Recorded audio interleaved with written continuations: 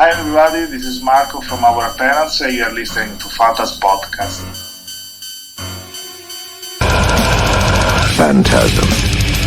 This is Philip H. Anselmo. My name is Kim Corey. Hey, this is Gorgasm. Chambry, bass player of Napalm Death. Rocco Brujeria. What's up, everybody? This is Russ Dolan from Immolation. What's up, everybody? It's Joe Bush from Armored Scene. Hello, Deathsters. This is Martin Van Drunen from Asterix, and you're listening to FANTASM Podcast.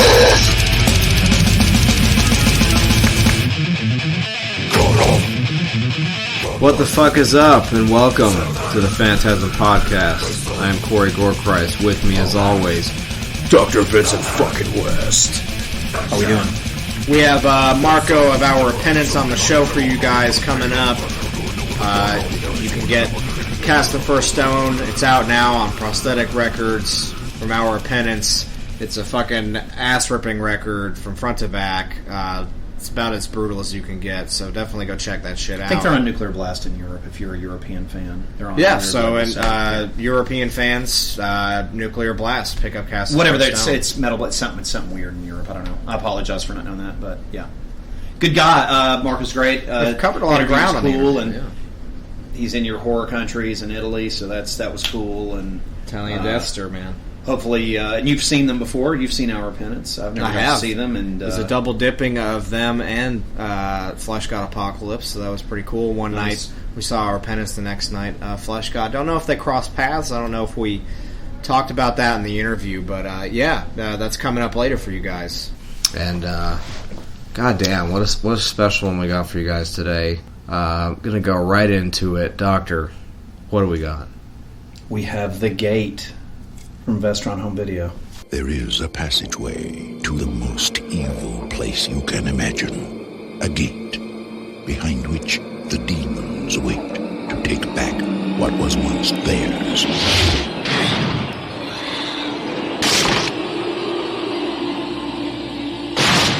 And now, someone has opened the gate. There's this weird tearing sound there. The decomposed corpse of her dead father. Oh no. He's tearing out hair by the hands. I'm calling the police.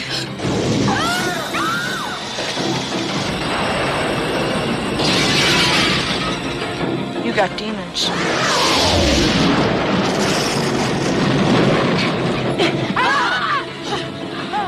You're serious about that demon stuff? Demons? What kind? You've been bad!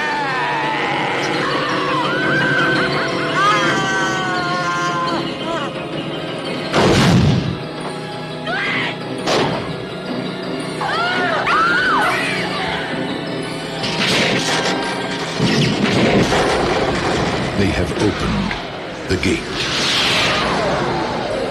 Pray, it's not too late.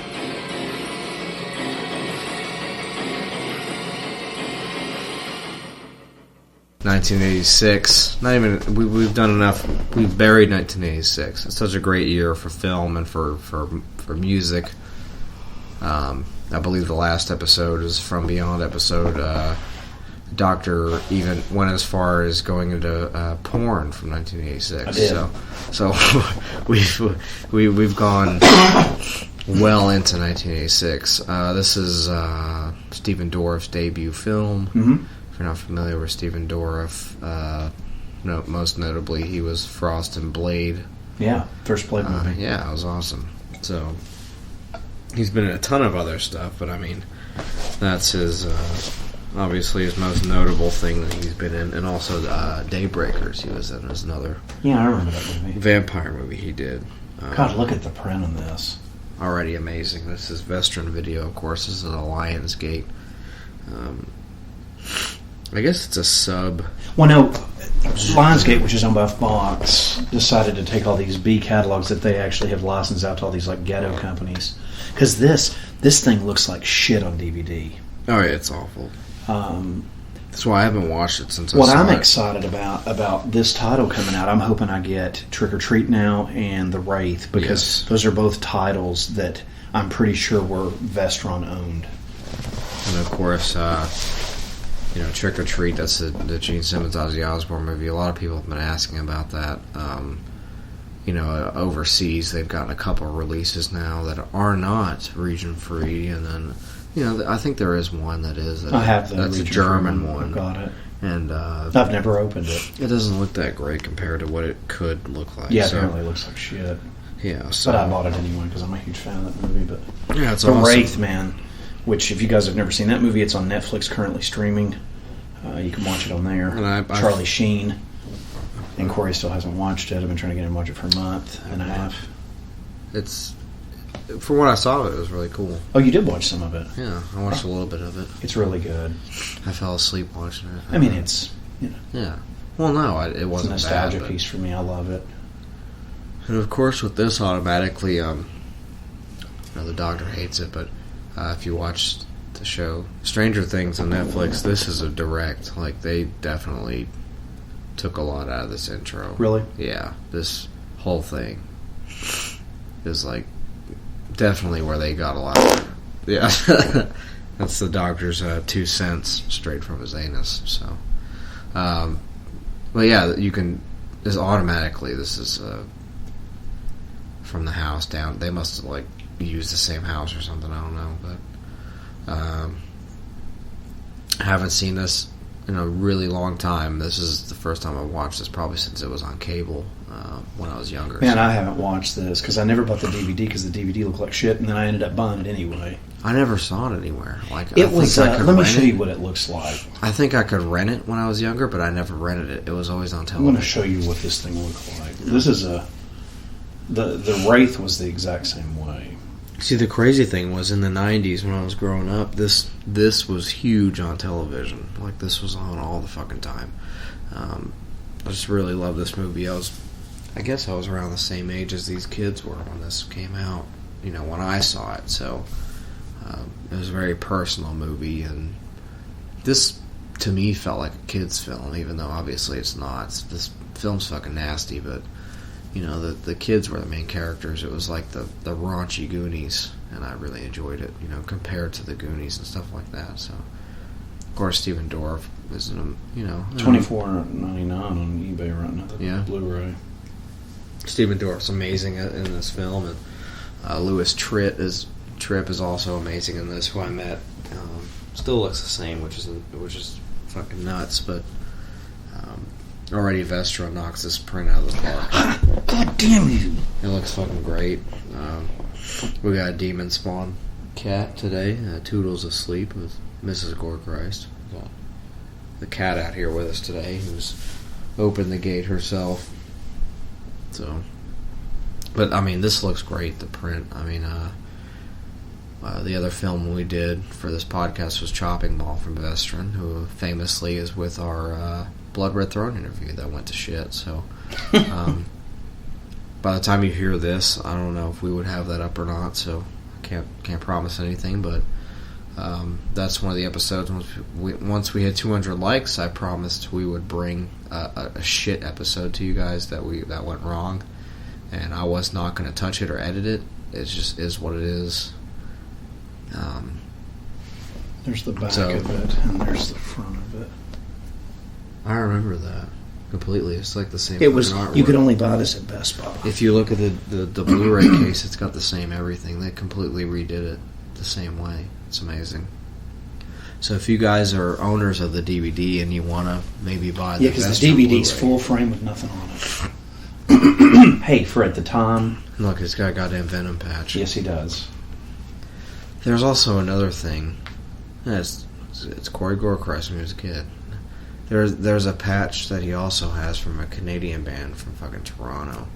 I can't remember the... Fucking Master of the Universe shirt. Yeah, he's got a fucking He-Man shirt. I think that's the band. It's not Venom. It's whatever's on the back. That's a Canadian band. No, that's Venom. That's Venom. He's got another thing on here. That's straight up Venom. He's got a Canadian band on him, too. Someone else has a vest or something, from what I remember of this. It's goddamn funny. Oh. That bothered me just in seeing that. How? We already got some gore. It's only 6 minutes into this film, almost 7 minutes, and we got some violence going on. So that's pretty awesome. I'm trying to see. I know there's a vest somebody wears on here. It's not Venom. That guy totally has Venom on. Oh, I want to say something real quick, too, about this print. If you owned that Best Buy exclusive DVD when it was out, and then in 2009, Lionsgate put this out on DVD, and I'm sure it looked a lot better, but I never bought that because I still had the old Best Buy when it was out of print and I wanted it. But this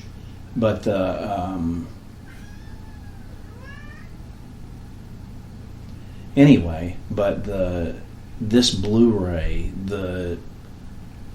wow, I can't get over where they got the master for this because this looks ridiculous. The people at Lionsgate must be sitting on all the reel-to-reels of this stuff because this looks fucking ridiculous. This never looked good. This movie never looked good. It looked like shit on videotape.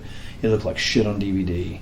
This is more of a coveted film for them. I think they've realized when it was done that this is something they can hold on to and really appreciate. Because this is a... Well, in 2009, apparently they put out the DVD of it. Yeah, it looks like shit.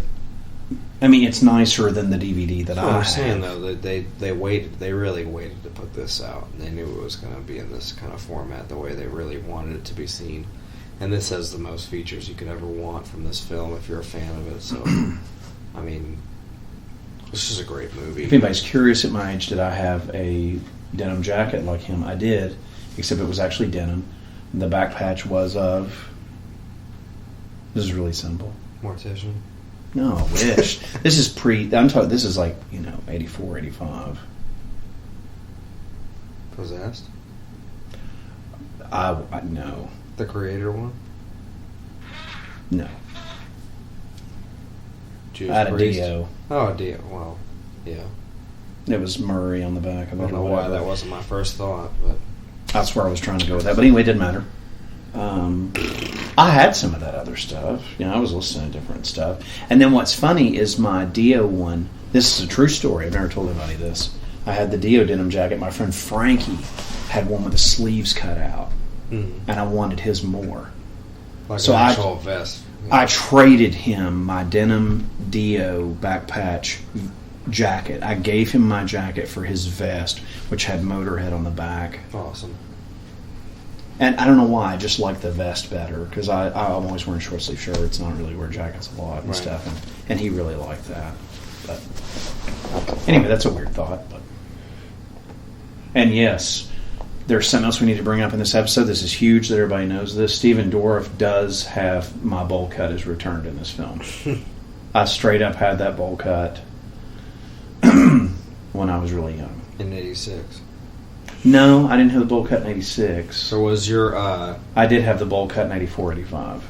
Was it just a regular Motorhead back patch, or was it a No Remorse pack? It was the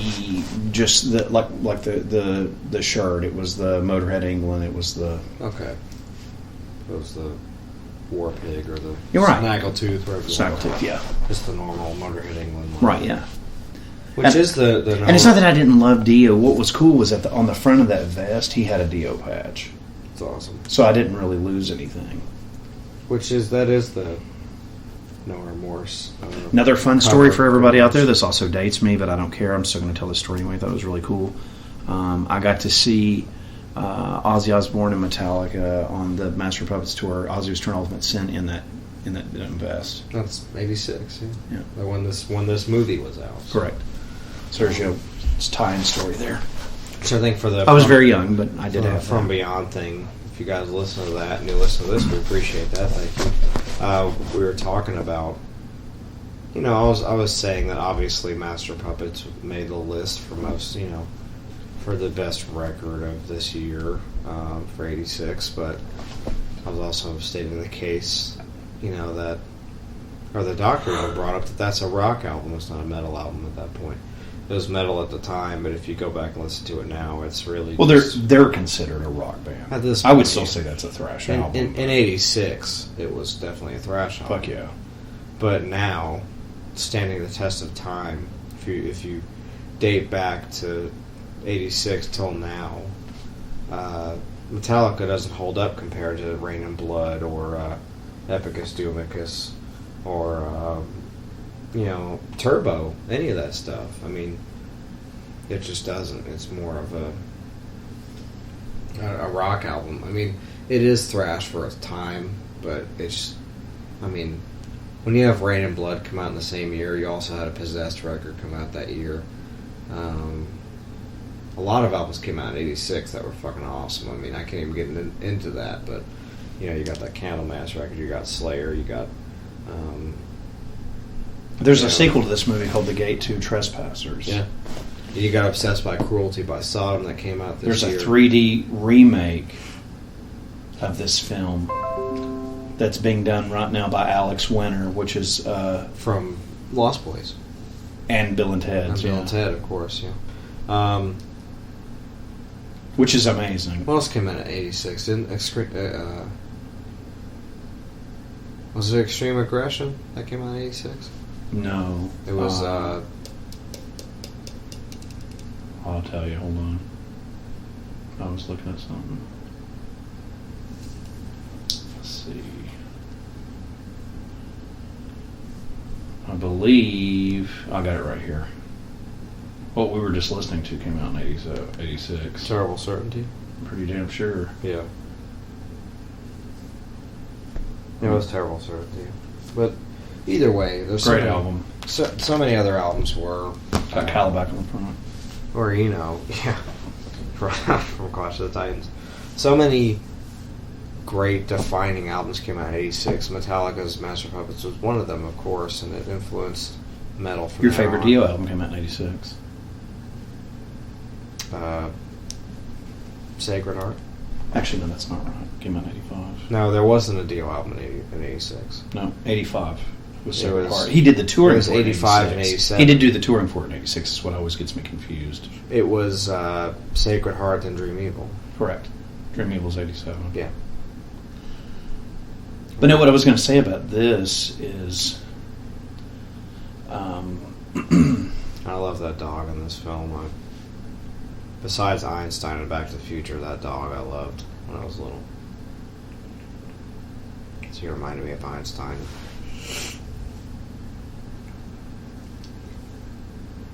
This movie is very 80s. It's a timepiece. It's great for its time for sure. Looking back on this, I mean, this is one of the horror movies you just kind of have to pick up and watch to go back to the 80s period. I mean, and sometimes when you go back to the 80s, it's important to, it's always important to go to a certain part of the 80s for me. Did this just shit the bed? No, I'm good. It's by a guy named Crispin Glover.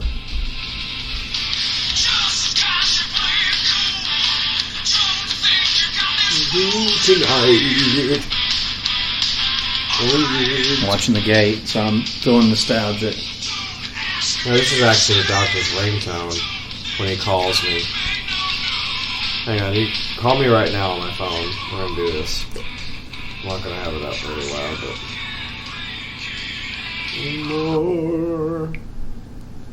We're gonna do a test call here, folks. Alright, the doctor's gonna call me on my phone. And you're gonna listen. Here we go. The doctor's going to call in on the Phantasm Podcast. I'm calling in right now. I'll even do a couple of minutes audio for you.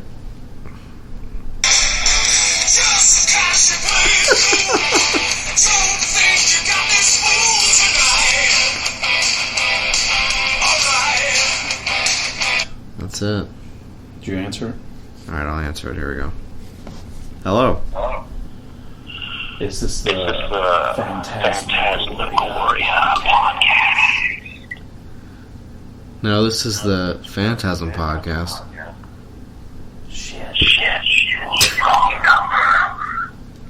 Alright, you have a good night. Bye. Anyway. Here in the gate, we got a fucking...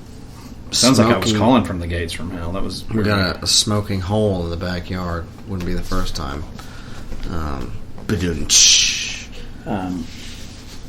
This movie, I'm trying to remember. I saw this at...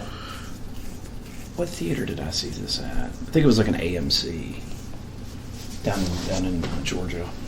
But yeah. Or up in Georgia, rather. But, oh my God. The cat's in the gate. There we go. And the silver spoon. Anyway. She's a fucking sedative. She's be tranquilized. But I remember, like right now, I don't remember a damn bit of this movie. It's been that long since I've watched this. No, either. I haven't seen this in a really long time. And the funny thing is,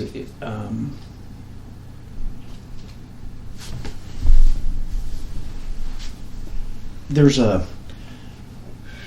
a haze over the print in this scene. It's from the fire. They're like lighting so many fucking candles in this part. Do you see the video shaking? Yeah. And this is where there's probably some print damage. For any of our purists out there that listen to us, but I mean, I'm just telling you, this looks better than any DVD release of this. This was definitely not ported because the beginning of the film looked unbelievable. And I would say that looks much better. There's probably just some print damage on it. It's an old film. I mean, hell, you figure this film's 30 years old? Yeah. So.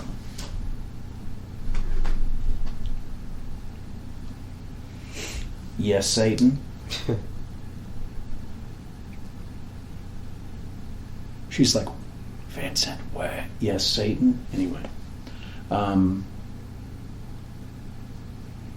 have very fond memories of going to see this with my friend Peter, who I went to elementary school with. It was weird in elementary school. I was thinking about this the other day. It's kind of appropriate to talk about it with this movie since there's kids and stuff in it.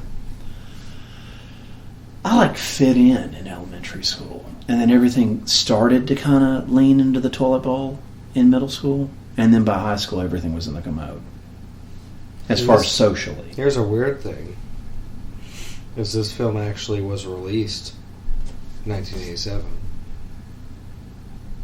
Oh shit, then we're whipping out the... Yeah, it was made in 86, so I'm sure a lot of people... The beginning of this episode were like, no man, it's 87. Is when it actually came out. But on the back of the Blu-ray it says 86, does it not? I don't know. It totally says 86 on there. Give me 1 second. I'll search that if my shorts are off. Damn cat's trying to eat me. Don't do it. I'm watching. Which we've done 1987 before as well. Speaking of Alex Winter, that's when Lost Boys came out with. This said 86. Yeah, it says 86 on the actual case here, but that's totally came out in 87. Let's see here. Hold on a minute. Let me... Which we've done 87 a couple times, I think, on here. It's with Near Dark, for those of you. Rest in peace, Bill Paxton. And, it's a great movie. Another Vestron film came out in 87, which was Blood Diner. Street Trash, which of course is Cines put out a good version on of both of those. Enigma, which is a Fulci film that was I don't know that. That was put out overseas. We got Dolls, which we've done on here. If you listen to the Doll Feed, we're doing 87 episode, yeah. Then I'm doing the music. Is that okay? Yeah, we've done this before. I'm just kind of recapping what we've done. Okay. The Video Dead, Silent Night, Deadly Night 2, which shouldn't even be mentioned. It's just fucking stupid. It's funny, though. Creepshow 2, which, if you guys don't have the Creepshow 2 from Arrow, you need to pick it up, whether it's the limited or the Canadian version or the single disc, whatever you got. It's worth it. Dream Warriors, Hellraiser, Prince of Darkness, Evil Dead 2, and the Doctor's favorite out of this whole list, Monster Squad. So I love that movie. So we'll do some just real quick. I know we have done this before, but not as many times as we've done the other stuff. Right. At least I don't 86 we've done a couple times. So I'm just going to hit you with the highlights of 87. We'll do Dio, Dream Evil, of course. Sepultura, Schizophrenia. Awesome. Mayhem Death Crush. Oh, yeah. Which I did not do before, I believe. Here you go. This is for Gore Christ, Possess the Eyes of Horror. Fucking awesome. EP. Let's see. Just kind of doing some... Lion, Dangerous Attraction came out, so... There you go. Y'all had some Lion a second ago coming through your speakers there, literally. Manowar Fighting the World, which I loved growing up. Wasp Live in the Raw, which has their song that was in Ghoulies as attached as a bonus track, not live version, but like studio. Udo's solo release after he left Accept, Animal House, King Diamond Abigail, Motorhead Rock and Roll, Judas Priest Live, Black Sabbath Eternal Idol, which is one of my favorite Black Sabbath records. It has Tony Martin on his first album with Black Sabbath. Kiss Crazy Nuts, which is my favorite Kiss album. Love it. Coroner, Rest in Peace. Awesome. Which Coroner, if you guys don't know Coroners, you should definitely check them out. I think they're amazing. Necro Death, Into the Macabre, which I've never listened to. So it's your favorite Celtic Frost, Into the Pandemonium. Yes. It came out in 87. Yeah. The Garage Days EP from Metallica, if anybody likes that. Sodom, Persecution Mania. Fucking awesome. Corey hates this, but I'm going to mention it anyway. Docking Back for the Attack. Oh, yeah, I totally hate it. He totally hates it. Exodus, Pleasures of the Flesh. Bathory, Under the Sun of the Black. And I'm going to end this with Death, Scream Bloody Gore. Fucking awesome. So there's that. And then I'm going to, if it's all right with you, I'm going to do this because I did it last time. I think I should give you guys some adult titles from 1987. Can I do some singles before we do Please, yeah. I'm going to have to take me to look that up anyway. I'm going to, actually, right here on the podcast, I'm going to try, I don't know the actual singles, I'm going to do my favorites title, like tracks from 87. If you guys are cool with that, I'm going to do just Please. my hand picks from albums from 1987. From Taking Over by Overkill, I'm going to go Power Surge off of Taking Over from Overkill. So we're going to do that first. That's going to be the first track on my little playlist here. And then next track, we're going to just keep on rolling here from Born Too Late from a little band called St. Vitus. I'm going to go with the title track, Born Too Late. So it's almost 7 minutes. You want to hear some Doom, there you go. From this movie, which apparently does a little throwback to this band from The Gate. It's a little Canadian band. And this is off the album Forward Determination. I'm going to go with the song Reanimation.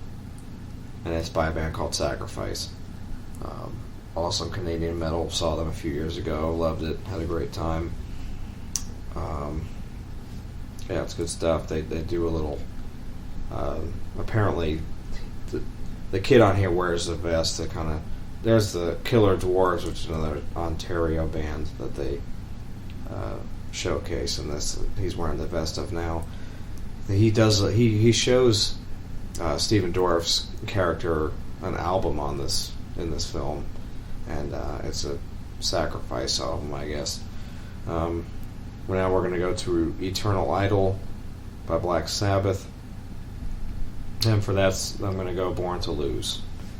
So check that fucking track out. It's good shit. Moving on, we'll go to Candlemass Nightfall, which came out in 1987. Fucking love that record. And for that I'm going to go to The Well of Souls, which I'm sure you guys won't disagree with. It's hands down the best song on that fucking record. Love every second of it. Let's see if we got another one. This one's a good one. This one's for the Doctor. Off of Retaliation by Carnivore, which famously features fucking Peter Steele. I'm going to go with Ground Zero Brooklyn, which is a great track off that Carnivore record. Go check that shit out. And then off of R.I.P., famously by the band Coroner, I'm going to go with fucking Suicide Command. So add that to your playlist. this is a weird one. I'm going to add this on there too because I actually like this record. From 1987, off the album Hysteria, check out the song Love Bites by Def Leppard. Saw that tour. You can put that on there. Very weird. It is weird, but... No, that I saw that if you want tour. It was weird. Oh, yeah, that too. If you want a 1987 playlist, this is what we're going with. This is what I'm setting you guys up with. Oh, man, I just cracked the shit out of my bag. And this is another one. I'm going to go with the title track of this because this is my favorite off of this record.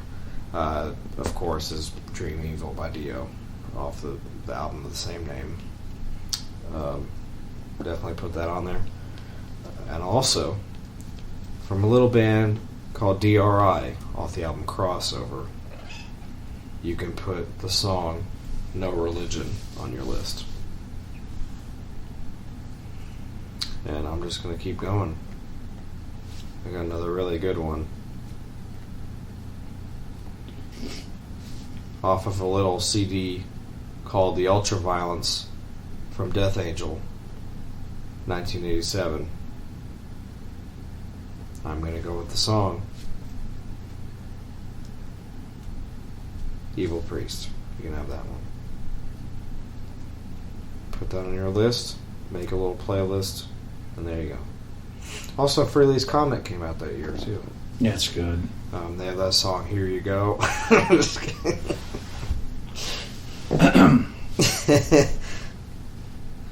Of course, the song on that one that anybody would put would be Fractured. Fractured 2 or whatever. You can put that on your list if you want. You know, you don't have to. My favorite Halloween album came out in 1987, which is Keeper of the Seven Keys, Part 1. And off that album, you can do Future World, which is the single off of that album. Definitely add that to your list. And then I'll wrap this up here. If you want a nice last song to put on your list. Actually, I'll do two more. I'll do two more on this list, and then we'll get right to it.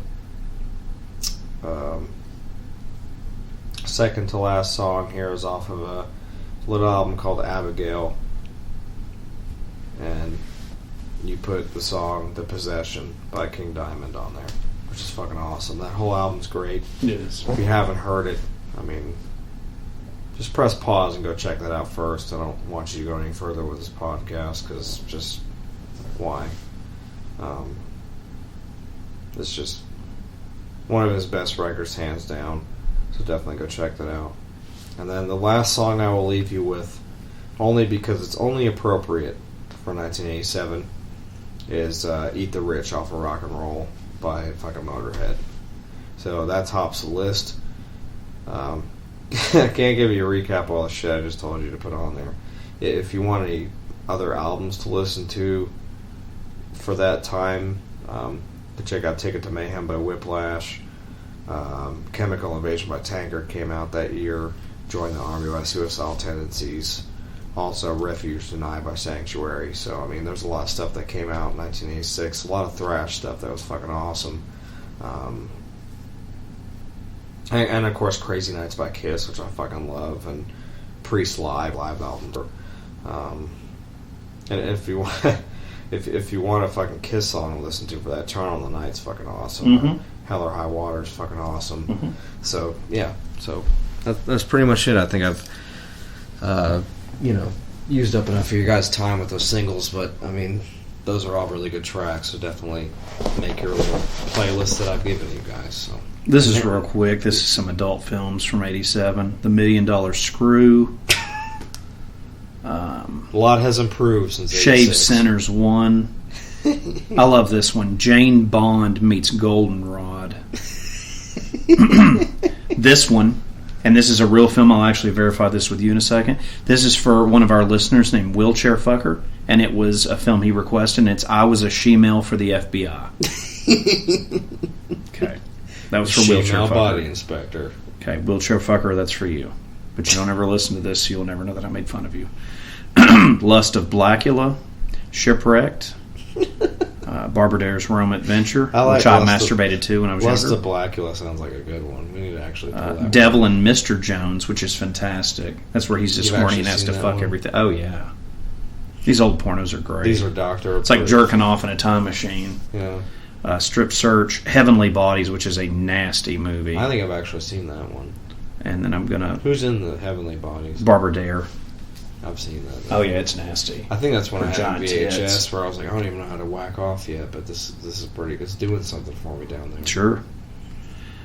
Charmed Forces, which is making fun of armed forces, I'm assuming. Slightly Used, that's an understatement.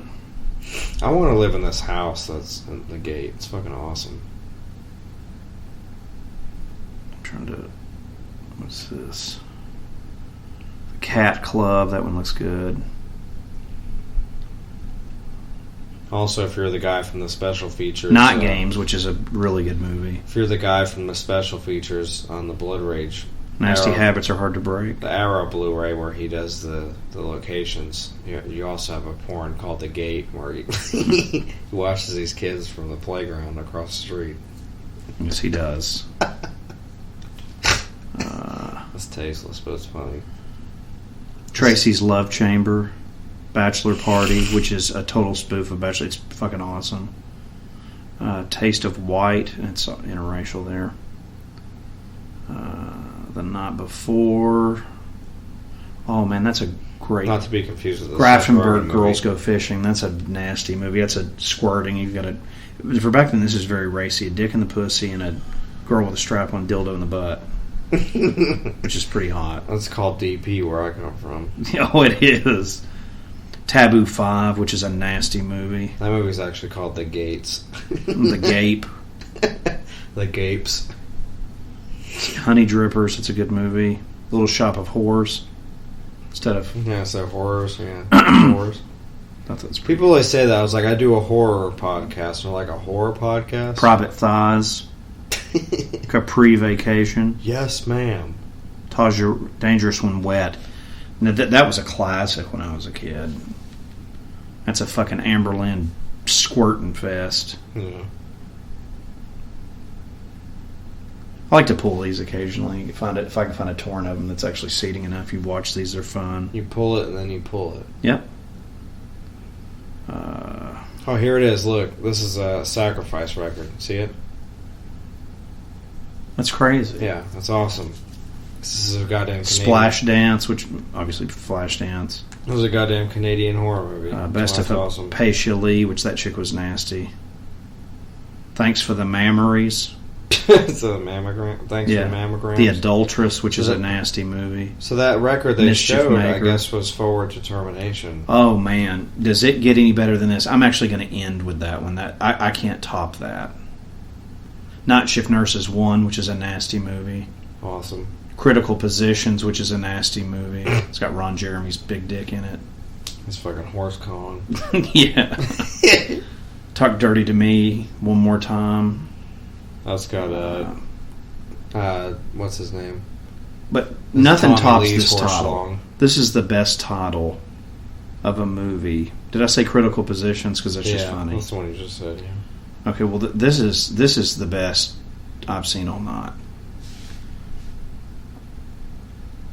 Because I feel like I'm taking this too far. This is Joey Silvera, Sharon Mitchell, Portia Lynn, Nikki Knotts, The Load Warrior.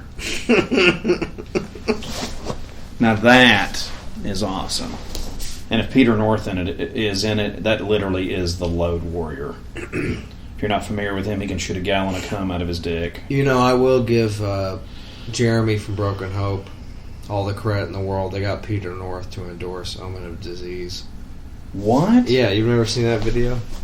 It's fucking hysterical. It's like, You've got to be kidding No, me. he's like, I'm Peter North, and I just checked out Omen of Disease, and I gotta say, this album is fucking awesome. I swear. I'm pulling it up right now. They got Peter North to, like, do a little thing for him. Oh, wow. Hold on. No, I've got the best one to end with. Everybody, 1987, Tracy and the Bandit. God, that's not... He looks like fucking Burt I know, Reynolds, man. That's Sacha Gabor. Tracy and the Bandit, when you're ready for a jerk fest, one of my favorite 70s films. Peter North congratulates them on being a band for 25 years. Watch this. Here we go. This is Peter North from Broken Hope.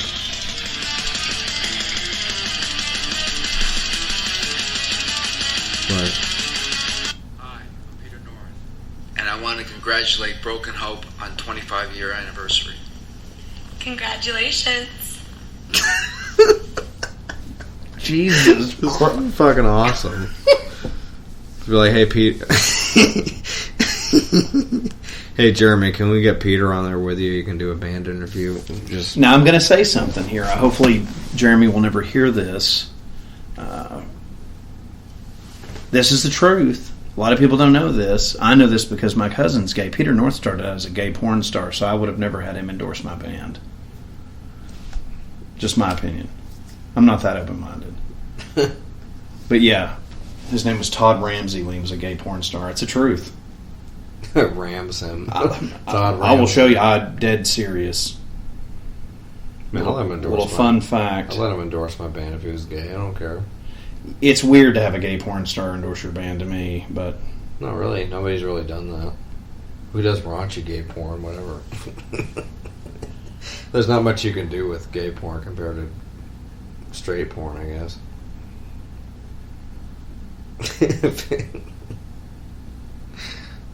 See, look at the thing. That whoever the band is, it's actually sacrifices vinyl. It's funny.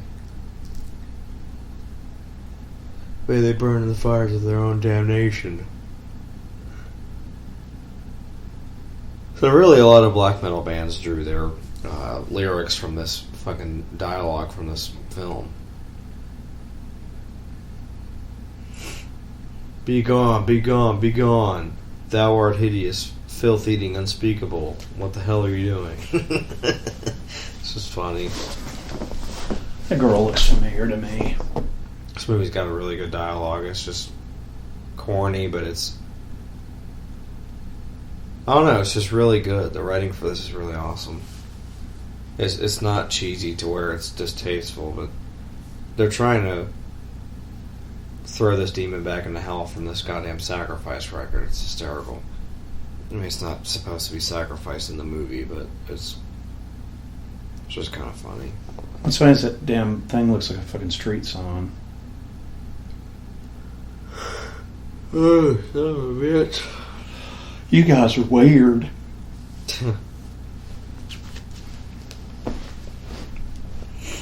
Trying to see if this guy wrote anything else really notable. Michael Nankin. He just did The Gate, and he wrote The Gate too. He also wrote a bunch of episodes of Flipper. Which, if you guys don't remember, that's the fucking show about the dolphin or whatever. Which is weird, but I forgot that was even a show till now. That kind of makes me upset. That was a show with that fucking dolphin that was basically Lassie with dolphins. He wrote 8 episodes of the newer Battlestar Galactica, which is kind of cool. I don't know this other stuff. I don't know. Defiance on Sci-Fi. I didn't really watch that. He wrote 4 episodes of Hell on Wheels. He also wrote 2 episodes of that new Exorcist show, which I've never seen, so I don't know anything about that. But if you guys are fans of it, go check out Michael Nankin's 2 episodes that he wrote. Or directed, sorry. He directed 2 episodes of the new Exorcist show, so go check that out simply because he directed this. So I just think that's pretty awesome.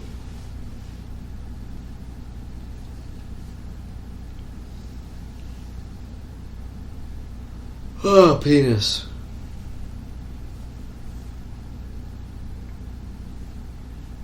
Oh, this is just, even though it's late 80s, it's like a super 80s film.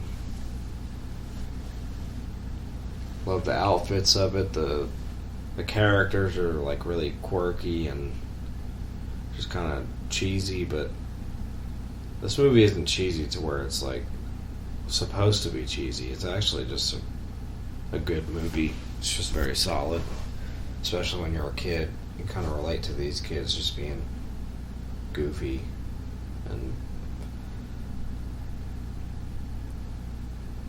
I don't know. It's just pretty cool. I always loved Lewis's character with the vest and all that stuff. I thought it was cool. There's him sucking a wiener. I told you I don't care. Oh my God. I don't care. It's just, but everybody's always like, I mean, I don't know. That's just not something that I would. That's the gay that came out in 1987. Or his name was Terrence in the film. That's funny. Jesus. I shouldn't have went to this bullshit. I can't get out of here. God damn. The doctor's stuck on gay blowjob porn. It's fucking awful. He just opened the gate and it's like, oh my God, okay, we're good. Look at that. But it was real. I told you he was. It's just like in the film. He's walking around, Stephen Dorff is walking around holding a giant fucking rocket. Peter North's gay porn is real. Anyway. Gay porn is real down. Gay porn is real down. Human catastrophe. Gay porn is real down. I mean, I don't care. I just thought that was really. It's just really strange. I didn't know they did that. That's really weird. He's like, Broken Hope, thanks for 25 years of death. He's metal. like, Jeremy, your butt sure was tight. Like, Broken Hope, thanks for 25 years of death metal. And it's Jeremy that lifts his head up off his side. He's like, and for me, thanks for 25 years of dick in my butt. Like for 25 years of me downing fucking schlong. Jeremy, thanks for eating my hot load at this con. And thanks to me for 25 years of having fucking 2 gallons of semen coming out and I'm telling you, that guy can fucking. I watched something a while back. I mean, that's just crazy. It's like a super hoss. It is, man. He has to have a license for that thing. He's got like a tub of sour cream. Something. I don't know. I don't know. It's inhuman, whatever he's doing. He can fill up your Lucky Charms. Yeah. But I remember watching this stuff as a kid. It's like Peter North, part of your balanced breakfast. I remember watching this stuff as a kid, and my cousin was like, he started out as a gay porn star. I was like, he did. I remember him putting that in the VCR, and I was like, okay, I'm good.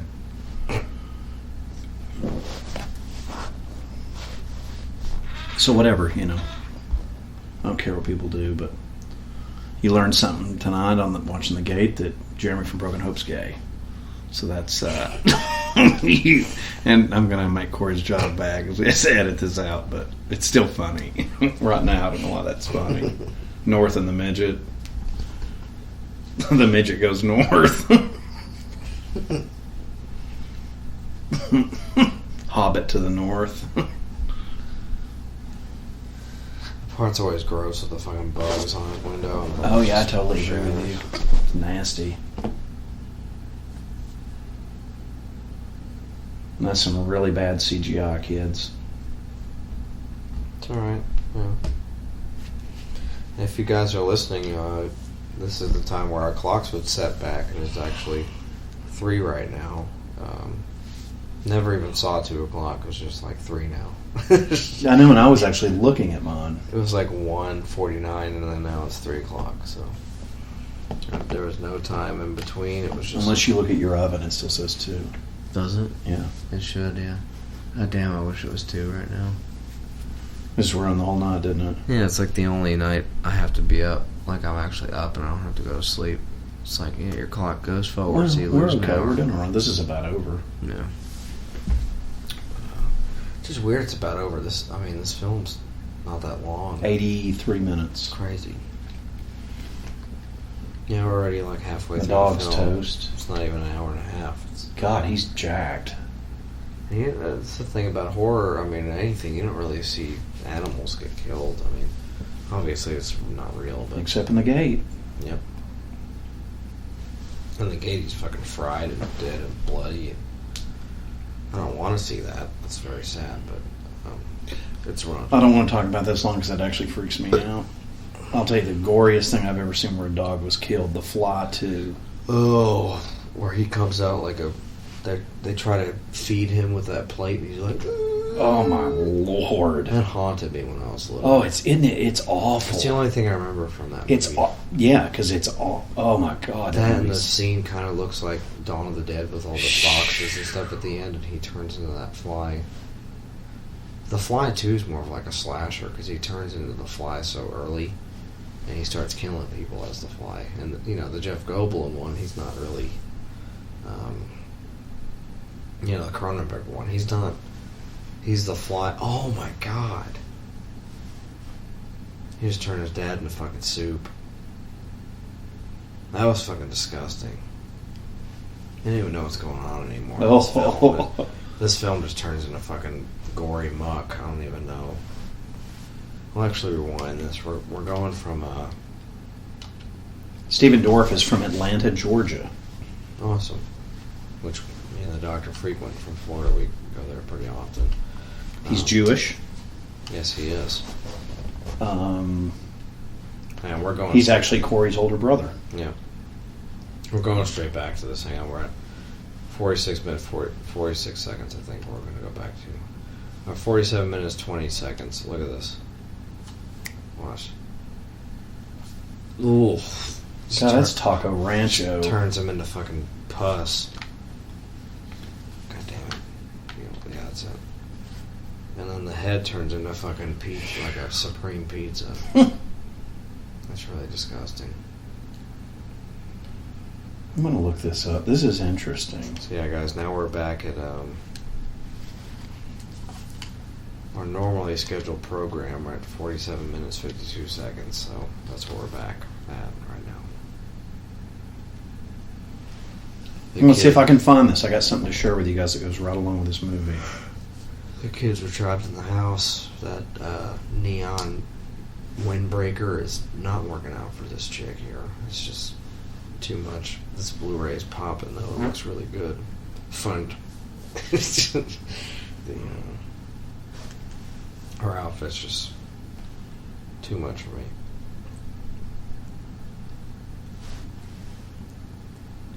What in the hell is wrong with this? Look at that.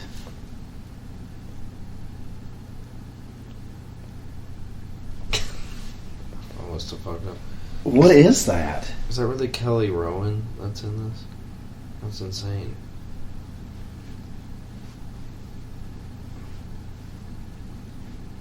I had no idea that was her.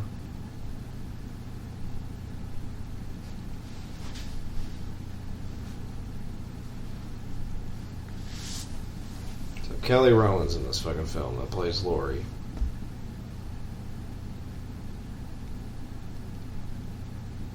Kelly Rowan, famously, this is the one I'm thinking of.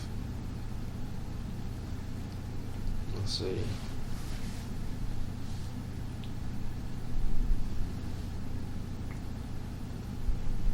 Come on, I know it's on here. Look at that fucking monster. It's goddamn weird. Like some of this looks kind of weird on this Blu-ray, but I mean, when I was a little kid, I thought his name was Stephen Dork. Oh, this dude's chasing him. That's fucking weird. Did you hear me? Yeah.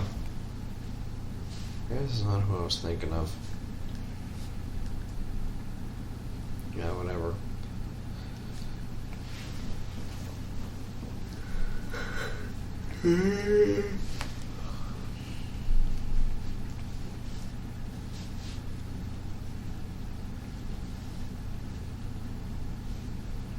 Yeah, she's in Hook. She's the fucking Peter's mom, which is crazy.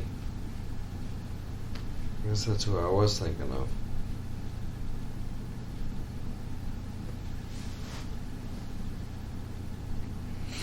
This whole film is just like Canadian. It's filmed in goddamn Toronto. Was it? Yeah. I mean, all these actors are fucking Canadian. Interesting. Except him. Yeah, except Stephen Dorff. Stephen Dork. Stephen Dork. That's what I thought his name was when I was a kid. They're like, have you seen The Gatehouse with Stephen Dorff? Yeah, it's awesome. And the chick that plays Linda, she was a nun, one of the nuns in Blues Brothers. Weird. It is weird. That's actually a really weird thing to be. Let's talk about that a second. Do you like that movie? Not really. You know, I do and I don't. Look, I Carrie Fisher's funny in it. I love Dan. Carrie Fisher may be the best part of that film. I love Dan Aykroyd.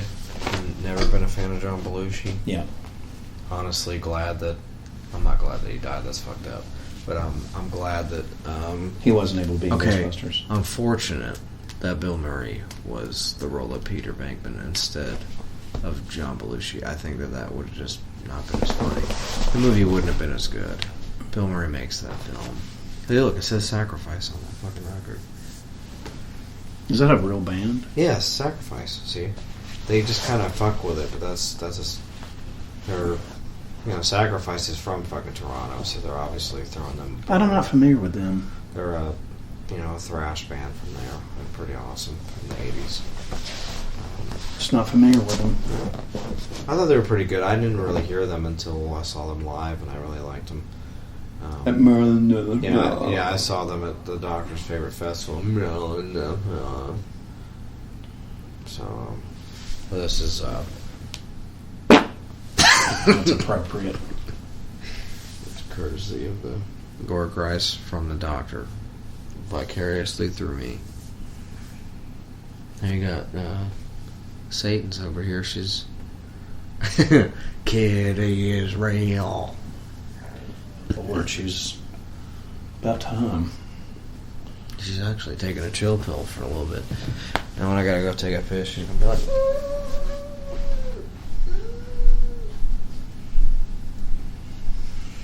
oh, the colors on this Blu-ray for the most part looks really awesome. I mean, you're going to have, anytime you guys buy Blu-ray or stuff, you may want it to look like certain Blu-rays that come out, but if the print wasn't taken care of, especially on an older film, something from the mid-90s back, all the way back, as early as, the 50s or something, you're going to have print damage on stuff. And depending on how it was shot, too, which this film, I think, is either 1:8.5 aspect ratio or 1.78. It may have been shot standard 1:3.3, but I doubt that because it was shown theatrically. So you're going to have print damage on stuff. It's inevitable when you buy a Blu-ray. There's going to be print damage on some of these older films, especially a cult film. Hell, there's print damage as good as the Blu-ray looks on that 40th anniversary of the Texas Chainsaw Massacre. There's print damage on it. It just is. The damn thing was low budget, and there's just print damage. You're going to have print damage on most things that you buy in high definition. You get into 4K, that's a whole other fucking story, but you're going to have print damage. Unless it was shot in the past 10 fucking years. There's going to be print damage. So, Yeah, 4K at the gate, that's news to me. Oh, yeah. I was just talking about how there's going to be print damage on a lot of cult horror films. There's going to be print damage on a lot of those because the studio probably didn't take care of the fucking thing. And then there's a butt to goes along with the print damage. There's only been a couple print damage scenes on this so far. Well, what I'm saying is it's normal. You're going to have print damage on Blu-ray, tooth damage, minus your butt tooth. I love those little demon things. Those are my favorite part of this film. Yeah.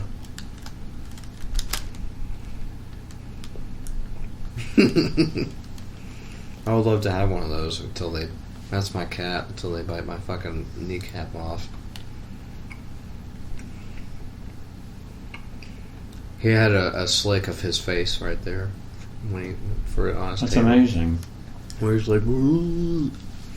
Those things are fucking awesome. They're the best part of this movie. Man, they're hilarious, but they're actually really cool. Reminds me of Evil Dead a lot. It's got to be Army of claymation, Darkness, yeah. isn't it? Yeah. Like a little mocap. You will never get the Necronomicon. Is that dirt on your face? That's what it reminds me of, Army of Darkness. I think he probably, you know. No. I could see Sam Raimi liking this film. That one looked like it was just fucking itself. I don't know, it was weird. Army of Darkness is very reminiscent of this. In Yeah. a lot of ways. So I think he had to have seen this film. You know, we should do a different cut of Army of Darkness for the podcast. I know we've done one of the cuts. We should do a totally different one. We did the theatrical, didn't we? Yeah. So we should just do something totally fucking odd. Maybe we did the theatrical or the director's cut. I think we did the theatrical. We did It the was theatrical. shorter. I know we did. Yeah. We should do like the fucking TV version or something. Yeah, that would be awesome. Anyway, I wanted to do the theatrical or not. I know this the is TV this is version very very kind of creepy, I guess, but I enjoyed that butt shot of hers just then. I did. It was perverted. She was. Did you catch it? Should we rewind it? Did you see it? She was like straddled downwards. Just walk up and insert. The one in neon. Yeah, I know this is awful, but there is a really hot butt shot of her like laying forward, and Doctor's always on the prowl, so it wouldn't be the gate; it'd be the gape. Not Terry's gate, but thank God.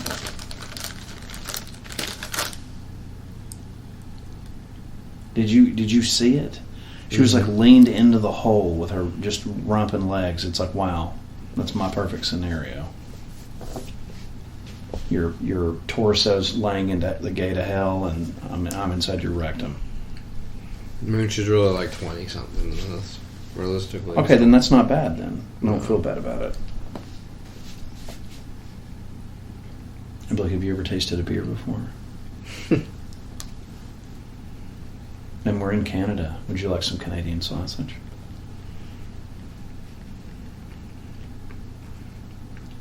Actually, one of them was 10. I don't know which one it was. That's fantastic. I don't think she's 10. Yeah, she's a healthy 10.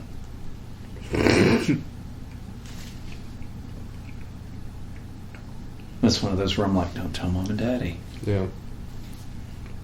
That you jacked off the doctor. That you play with his stethoscope.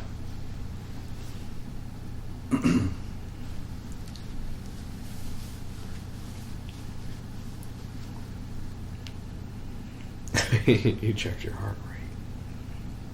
Yeah, I checked the heart rate in your rectum. I took your temperature with my penis. I mean, that's awful, but it's true. Tear that Kmart shirt off of her.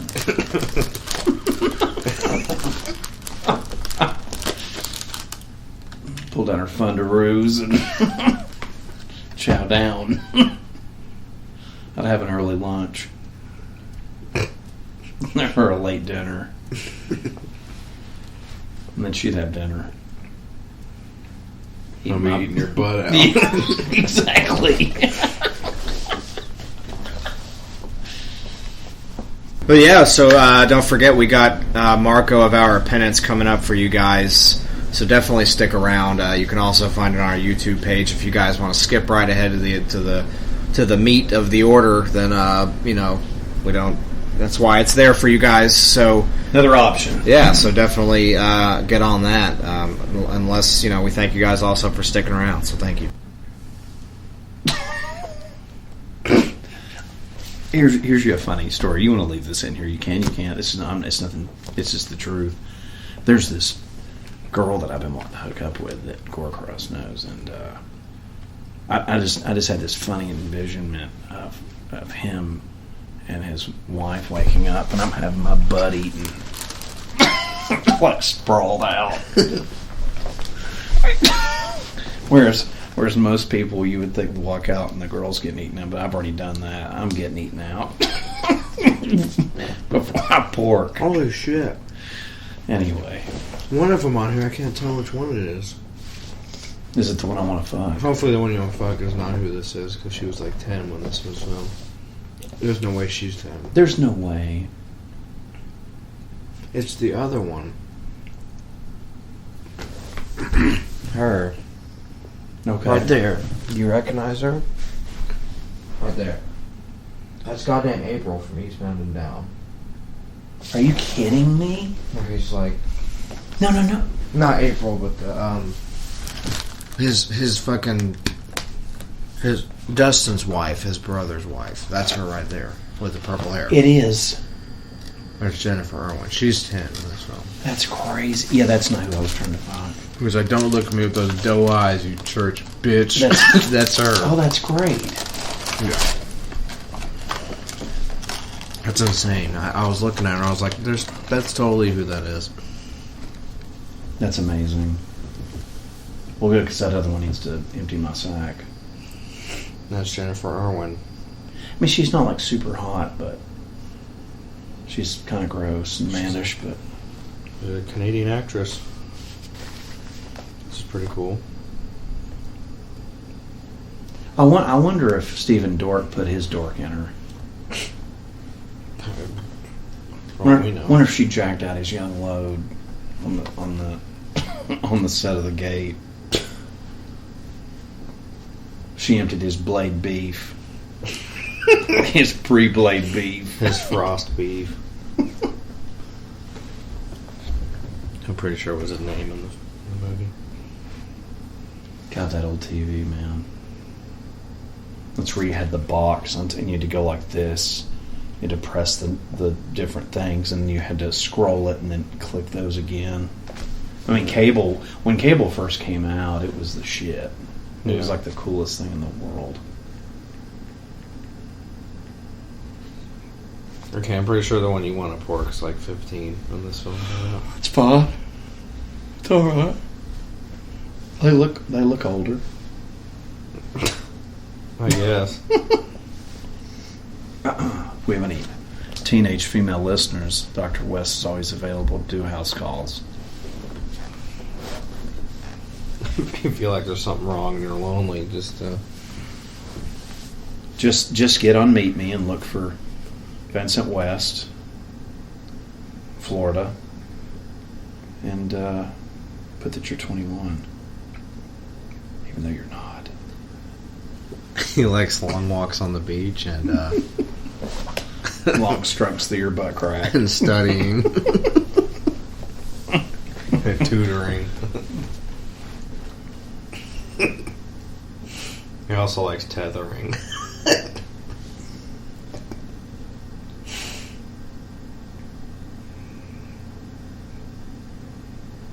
I have to say, since I've gotten off on this, literally, on this subject, there's no more feeling of fulfillment for me than laying my hog across a woman's butt crack.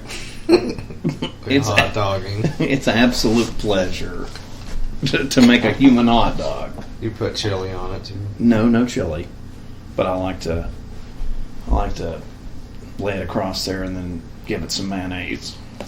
It's more or less when they're asleep. You know, you can kind of wake them up with the hot dog maneuver. Slip it in between their buns, and they're like, "Ooh, what's that?" It's time for a late night snack.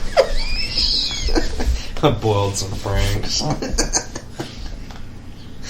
Oh God.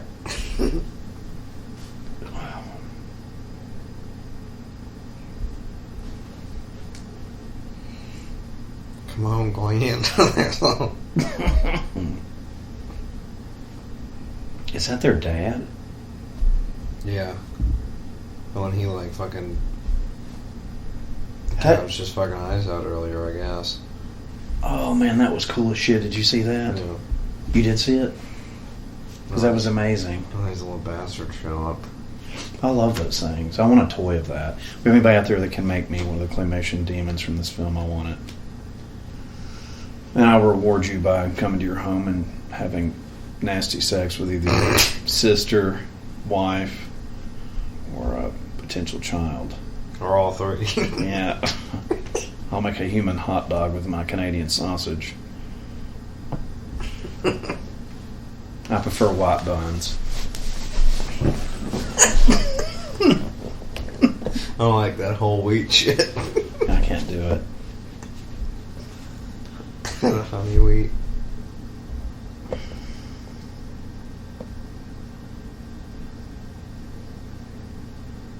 Jesus.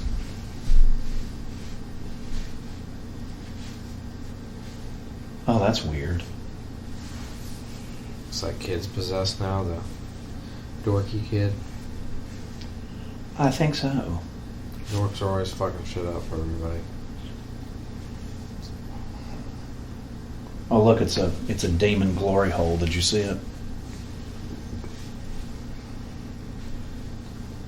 Oh, I'm not surprised.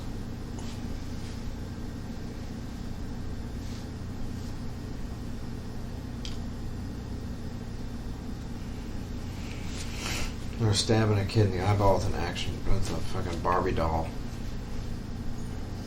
That's how you kill a nerd. You just give him a Barbie doll, apparently. It looked like his hand had been chewed under the nub, but it hadn't. Those things are fucking awesome. Do you not think? I like little minions. It's awesome. I like little demons that are trying to... I want to have those to kill those minions that are popular in those Universal films. Yeah, it's like have these demons fucking kill them. And the ones from the gate just like rip them in half and shit. They've spilt enough shells there, I don't know. All they need now is Myers in the closet with them. And his little sheets with the glasses over it. When he lost his mask or whatever, he's like, "Urgh!" When he gets hit. That'd be awesome. The coat hanger. "Urgh!" God, he just will not go away.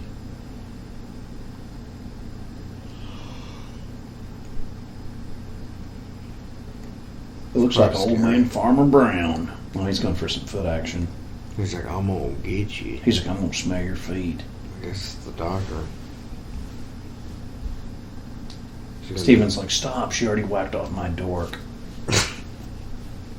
She does the Hurricane Rana and smacks his head off. Now, what we need you to do, Steven, in this film is just scream with your perfect bowl cut. That's all we need you to do in this film is just go, "Arr!" Every time I look away and look back at the screen, he's like, "Arr!" What's funny, your lamp actually looks like one of those demons. It does. We're like, "Ooh."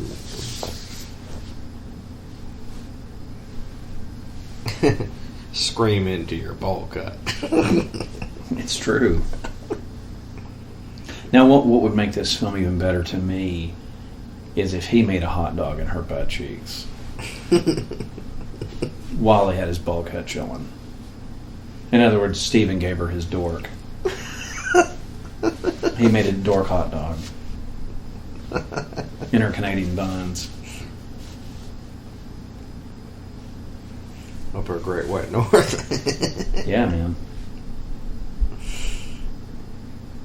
So the gate is under their entire fucking house. That's not good.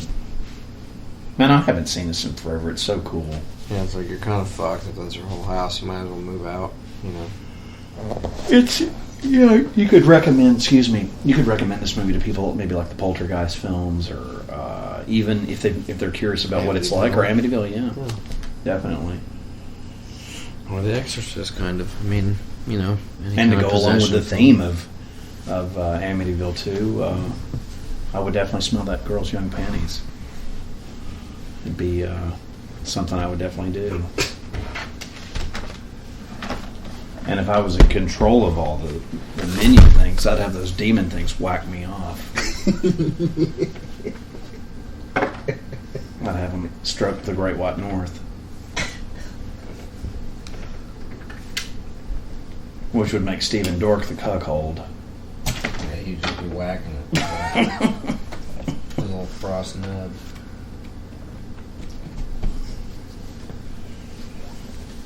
Your phone eat shit. No, it's good. Oh, okay. I just turned the lamp off. Yeah, we can hear this. Yeah, you weekend. I'll put that after. What is Sounds that? good. It's a foot massager. Okay. We're just not going to what we're trying to do is in it. Thank you for listening, Phantasm. Good God, what is wrong? Look.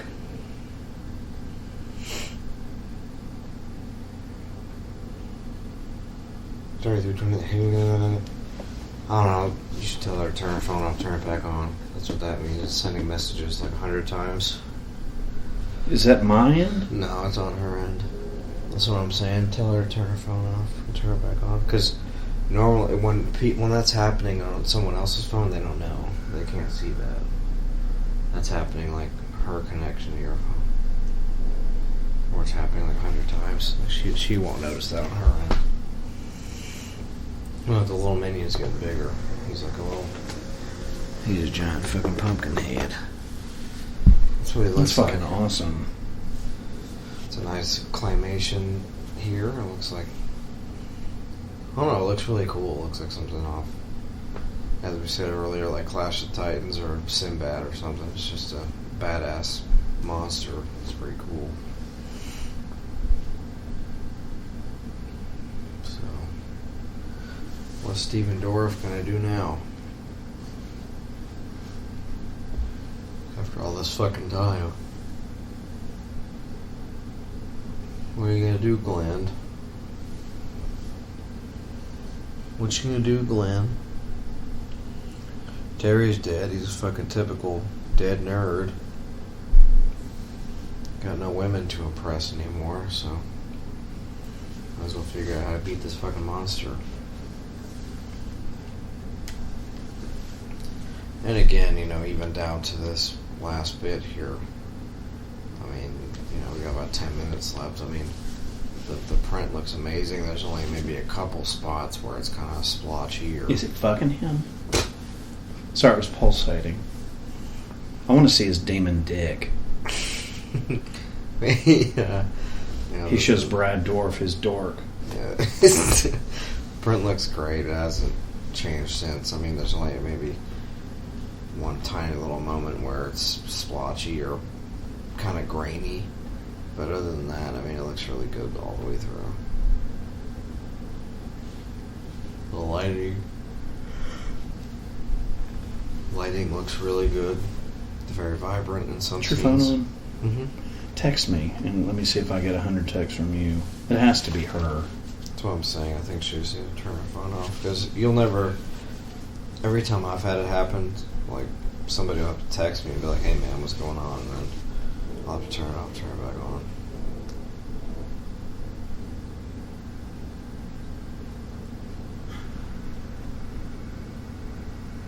Some kind of a comic book there. I can't see what it is. Might be that thing, the kind of a sacrifice ripoff. Oh, really? The comic book? I think it's like some book we're reading out of. It says sacrifice with like a YCE instead of it. Good Lord. It's pretty cool. Well, this movie is just very different. It's got its own pace to it, its own vibe, and everything that happens with it. It's just its own movie. I mean, the effects for this and for its time looks really fucking good. The only thing this needs right here is that wheel. Do you know what I'm trying to do? From Ghostbusters? That's from Ghostbusters with the magic thing. Yeah. I believe it's magic. I believe it's magic. Because that's what that made me think. Did you text me? Yeah. Let's see if it did it. Because if it did it, then it's my phone. Magic is real. Magic it's my is phone. Real. It is? Yes. Is it me saying it a million times? Yes. Oh. Turn yours off, turn it back on. Look. Steven Dorks. Do you think where I was looking up those porn movies, I got a virus on my phone just now? No. Are you sure? I think that shit just happens where it registers shit going on like 100 times. So turn it off, turn it back on. That'll be fine. It's still doing it. No, turn your whole phone off, turn it back on. Like, not the app, but like the phone. Turn the phone off.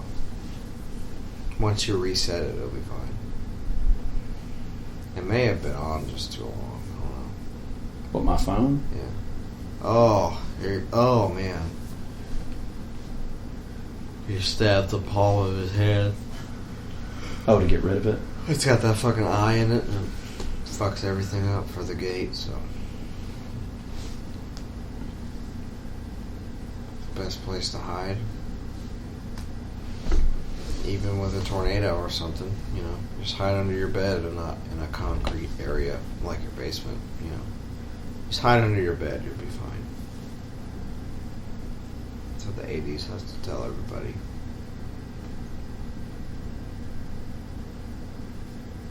I'm telling you, I think my phone has a fucking virus. Oh no, we'll see what happens once you turn your phone back on. Hopefully it's not...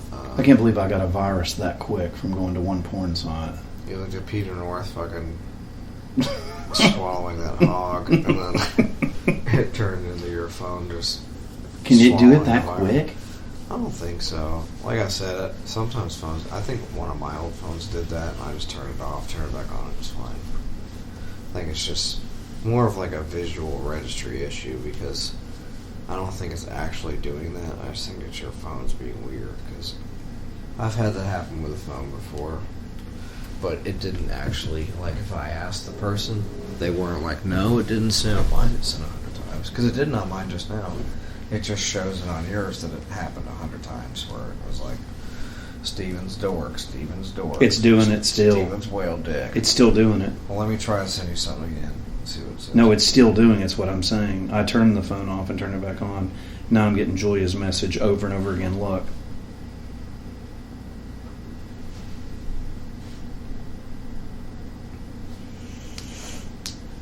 Something's going on then. I don't know.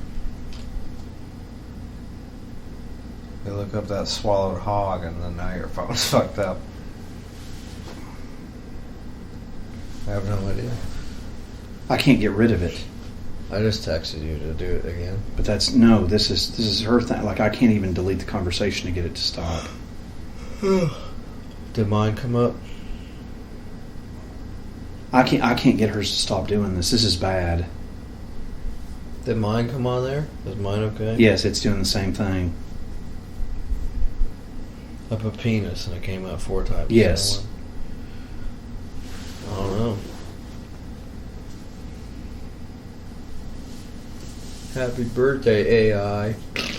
And then there's the rocket that they've had the whole movie. God damn it. Right into his chest. That's how you kill a demon, guys. You get a homemade rocket right into their chest.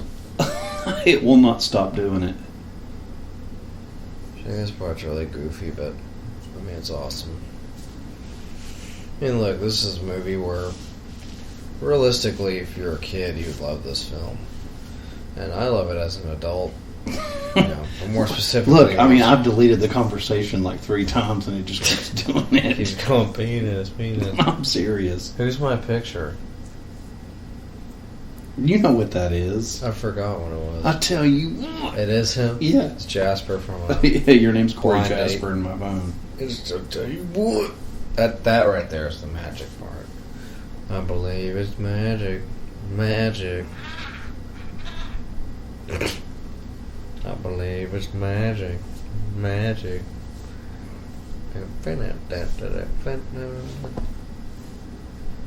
This is it. This is the sign. Yeah, it's a sign, alright. Going out of business. Is anybody even alive in this? Is that Stephen Dorff? He just fucking lives and it's over. Hopefully that's not how this ends. I don't remember that. If it is, that's goddamn depressing. Is that he's the only one alive? It's just like, yeah. Okay, hold on a minute. Well, I'm gonna grow up, I'm gonna be very angry. Because I've had nobody.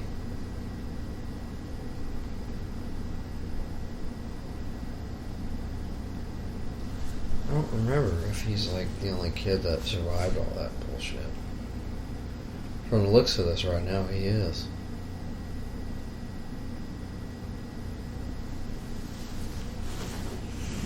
This is very gloomy. So they just opened the gate and had to deal with it all night. And now that it's morning and it's all defeated, I mean, you just see the house is completely destroyed, and Mayhem did their recent tour there, so it's all foggy. And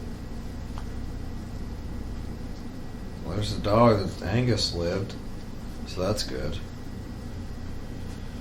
Even though the dog was originally dead, but I guess once the curse is lifted, everybody's okay, because there's Terrence and can't remember her fucking name to save my life. Terry. That's Terrence. I don't know.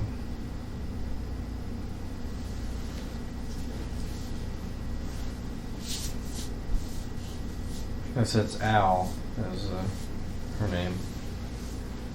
Yeah, she was 15 during this film of this, so the doctor's just been real tasteless this episode.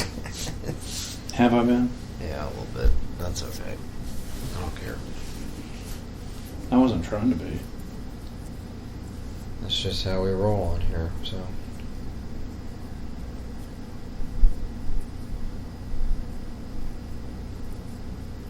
So everybody's still alive, you know, for this part, because reasons. I guess once the demons come out and they possess people, for the gate's sake, they don't stay that way, even if they're dead. They kind of just grow out of it. I guess in some of the vampire movies it's like that, where they kill the main vampire and it lifts the curse. I guess that's what it was. I don't know. But yeah, the trio lived, and that's the end for us. It's a good movie. Yeah, it's fucking awesome. It's a very cult movie. It's got a very good following, especially now. Vestron did a really good job putting this together, and even paying attention to this title, I think, is awesome. So yeah, I appreciate you guys putting this out. It's been a really long time since I was able to watch this. It looks great. Had a good time doing this. Maybe that's why I think the Vestron stuff is. I think that's why the Vestron stuff's so expensive. Maybe it's they have to spend so much money to get these prints cleaned up. Because the Waxworks, which we haven't done yet, which we will do. My God, it looks fucking awesome. That movie looked like shit when I had it on VHS. This looked really, really, really good. Better than it ever will. I agree with that. I just hope I get the Wraith. If there's anybody from Vestron ever listens to any of the shit that I put on our Facebook page or any of these podcasts, please, for the love of God, put that film out. Because it's up to you guys, because otherwise it's never going to come out. It's on Netflix right now, but we need this on physical media. I mean, it looks good for what it is, but it still looks like shit on Netflix. Does it? It does. So if you guys can put out an actual Blu-ray, that would be awesome. See, I've watched it in high def on Showtime. Showtime's showing it right now, and it looks fucking unbelievable. Awesome. So, I don't know. They must have a different print of it from somewhere. Yeah, that sounds about right. But either way, great film. Weird, there's the Lionsgate logo. I've never noticed that it's at the end of these movies. Which is Fox, if there's anybody out there. Summit Media Films is also owned by Lionsgate, which is also owned by Fox. You could sit here all day talking about MGM is in bed with Fox and Sony. So, but yeah, I love these titles. It's the first Vestron title this year. So, oh, no, actually, that's not true. Parents and Lair of the White Worm were first. Right. Which, have you watched that yet? Lair of the White Worm? Yes, I have. Look good? Yeah, it looks great. It's a weird film. It's not for everybody. I wouldn't say, run out and buy that, but I like it. If you're a fan of the film, it's definitely something you should pick up. But so, thanks again, guys. Hope you enjoyed The Gate. And now we give you Marco from Hour of Penance.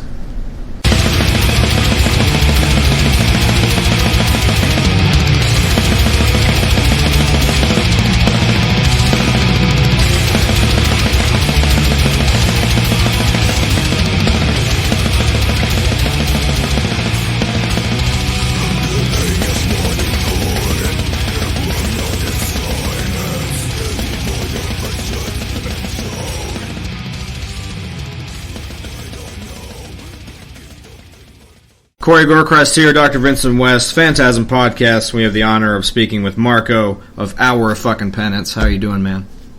Hi, man. Very, very fine. Thanks a lot for your time. It's a pleasure to be here in your radio.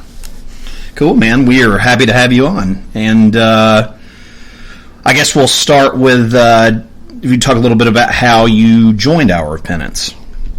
Yeah.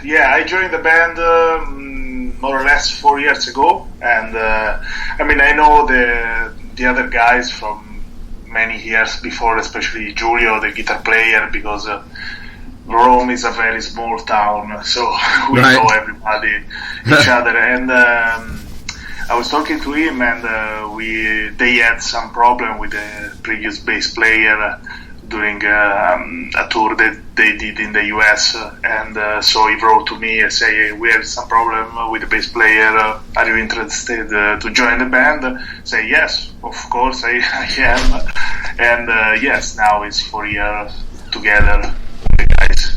Right, awesome. Yeah, that's really cool. And then did you do touring with them before you recorded your first? Yeah, I recorded with them 2 albums, the last one and Regicide, the one before, and I did with them some European tour. We did one with Cannibal Corpse in 2013. Cool, awesome. The tour was a couple of weeks after I joined the band. Oh, wow. Yeah, it was very nice because I joined the band. We were supposed to have some shows in Italy and a festival, I don't remember, in Europe. and then Giulio called me and say, hey, we have a European tour with Cannibal Corpse. I say, okay. Yeah, that's awesome. So, yeah, it was good because it was the best way to know each other also. You know someone very well during a tour. So we had a lot of fun, and I think it was a very nice experience for everybody. Oh yeah, the Cannibal guys are great guys. I've known Paul for several years, and they are great guys. We toured with them in Europe. We toured with them one time in Australia. Oh wow! And yeah, we had a lot of fun with them. Yeah, if you make an interview with George one day, ask about a drinking night with me in Melbourne. Okay, we can do that. We will definitely do that. And you want to talk a little? Is it Regicide? Am I saying that right? Regicide. Regicide. Okay. You want to talk a little bit about the recording of that record? Yeah. With Regicide was the first album I recorded with them, and we did the drum and the bass in my studio. Okay. And the rest of the album we recorded at the 60 Cellar Studio. This is the studio where all the previous album of Hour of Penance were recorded. Right. And it was nice. I mean, it was the first time I recorded with them. I prefer the last album. I prefer Cast the First Stone because I think also for the writing process we had more time and sure. Yeah, so it was good recording. Regicide is a very technical album, so it was very very nice from a musician point of view. Oh yeah. But maybe listening now, maybe it's a good album. Maybe it's a bit too long. Maybe there is something in that album that I would like to change. Right. Did you record that record? Was it recorded in Rome? Yeah. Oh wow! All the album in Rome. For Regicide, we recorded the drum and the bass in my studio, and for Cast the First Stone, we recorded all the album in my studio. Oh, okay. Yes. That's awesome. What about the artwork for Regicide? Love the artwork for that. Yeah, the artwork of all the albums are made from the same guy. From I think he started from Paradogma. Oh wow! Well, the first artwork he did was Paradogma, and is this guy from Romania. and I don't remember the exact name. It's a very strange name, so I probably pronounce in the worst way as possible. But it's very good. I like to work, especially for the art, to work with the same guy, because he change with you. He know what the bands want, and it's. I think even for the next album, we're gonna work again with them. Oh, awesome. Yeah. Now, did you all do a lot of touring for Regicide? Yeah. We toured Europe, many times Europe with Cannibal. We toured with Psychroptic. We toured with Beheaded. We toured. We made some festival also around Europe. We made the Summer Breeze Festival. We did the Brutal Assault. Awesome.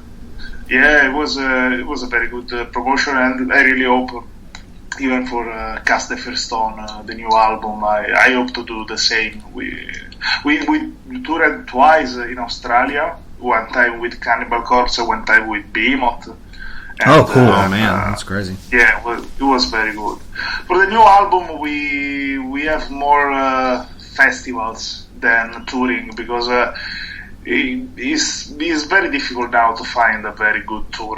There are so many bands that want to tour, and everything is very difficult to set up. But we are trying, especially for this half of the year, concentrate on festival, maybe some headline festival, or join some summer festival around Europe. I think is better for this period. Oh, that makes sense. Hopefully you guys make it back to the States again. I've never got to see you guys. Corey's actually seen you guys before. I saw you. I'm not sure. I want to say that you were in the band. You guys came over here with Niall. I was not in the band. It was not you? Okay. Yeah, it was before. It was a couple of tours before me. Okay. Yeah, well, it's very difficult. We had a couple of offers in the US, but if you want to tour US, you have to ask for an artist visa. Yeah. And when you ask for the artist visa, you have to say every day where you are playing. So you cannot say, we have to book 6 shows, but we'll let you know. No, you have to write every day where you are playing, where you're sleeping, where you're driving, wherever. So that's very difficult. So if you don't have all the tour already booked, you cannot ask for the visa. Right. So we had a couple of nice offers, but when they booked all the tour, it was 2 weeks before leaving. Right. And for asking an artist visa, you need a couple of months, more or less. So that's the very hard part to coming back touring USA, because it's for the visa stuff, it's very complicated. Wow. Well, yeah, I can't help with our Nazi president that just got elected too. Oh, yes, of course. He's a fucking bastard. Corey and I went and saw Braheria, and it was awesome. All they did was slam that fucker. I loved it. It was fucking hot. But I mean, it's got to make it hard on you guys too. Just, I mean, any band from Europe trying to come over here now when you've got Satan running everything, it's like. Yeah. I don't know if you heard about the band Obscura, the guys from Germany. Yes, I love that band. Yeah, they had one tour cancelled, because they didn't get the visa in time, and they lost €1,000 euro. Wow! And because they already get the flight tickets, and they rent the tour bus and backline and stuff like that. They already paid everything. But they didn't get the visa in time, so they had to cancel, and they lost something like €15,000. Jesus. Yeah, it's terrible, And there's no compensation. I would like to have enough money to risk €15,000 every time I want to tour US, but unfortunately, I don't. Right. Well, I mean, it's such a mess, and it's ridiculous just in general. Yeah. Because it should be much more easy. Yeah, I mean, you'd think that they. I don't know. It's like you guys are artists. It's not like I don't know. They want to. I don't know. It's. Of course, if you go to play there, you get money. You have to pay taxes and stuff like that. Right. Yeah. But if I go in the US and touring for 1 month, and I get, I don't know, €10,000, I'll pay taxes on that. Of course, it's the same here in Italy, but it should be much more easy. But well, that's like living here. I mean, it's like, especially now under Hitler. So it's like it's one of those things. It's I mean, Trump's is such a turd, and it's like it makes it. And we can't see the stuff we listen to because of it. And it makes it where you guys can't come over, and it makes people not want to come over because I didn't vote for that fucker. We had Hitler in Europe. Now it's your time. Right. But I mean, it's the truth. It's like I know I'm being raunchy, but it's true. It's like and it. I just want you to know we're not part of that fucking regime. So it's like it's just sad. I hate to hear that. I hate to hear that about the obscure guys. That's fucking garbage. And it's like I don't know. Yeah, no. I mean, it's especially all the people that want to come touring US. I mean, we are not like rich musicians. We are not Metallica. Right. We get $1 million. Right. Sure. Right. I mean, we are people that I have to work to pay the flight tickets to come in. Yeah, man. So, and then they're taxing you while you're here too, which is garbage. And then you get treated like a goddamn alien when you come into the country to try to play shows for people. I don't know. I hate to hear that. I can only imagine it's a living hell. But hopefully you'll make it back over at some point. But we really would like come back in the US. A lot of people is writing to us when you're coming back to the US. Really, we cannot wait to coming back. But we have to find the right moment. Sure. To don't lose or risk losing thousands of money. Oh, sure. Maybe the Cannibal guys, when they drop another record, bring you over or something. Oh, yeah.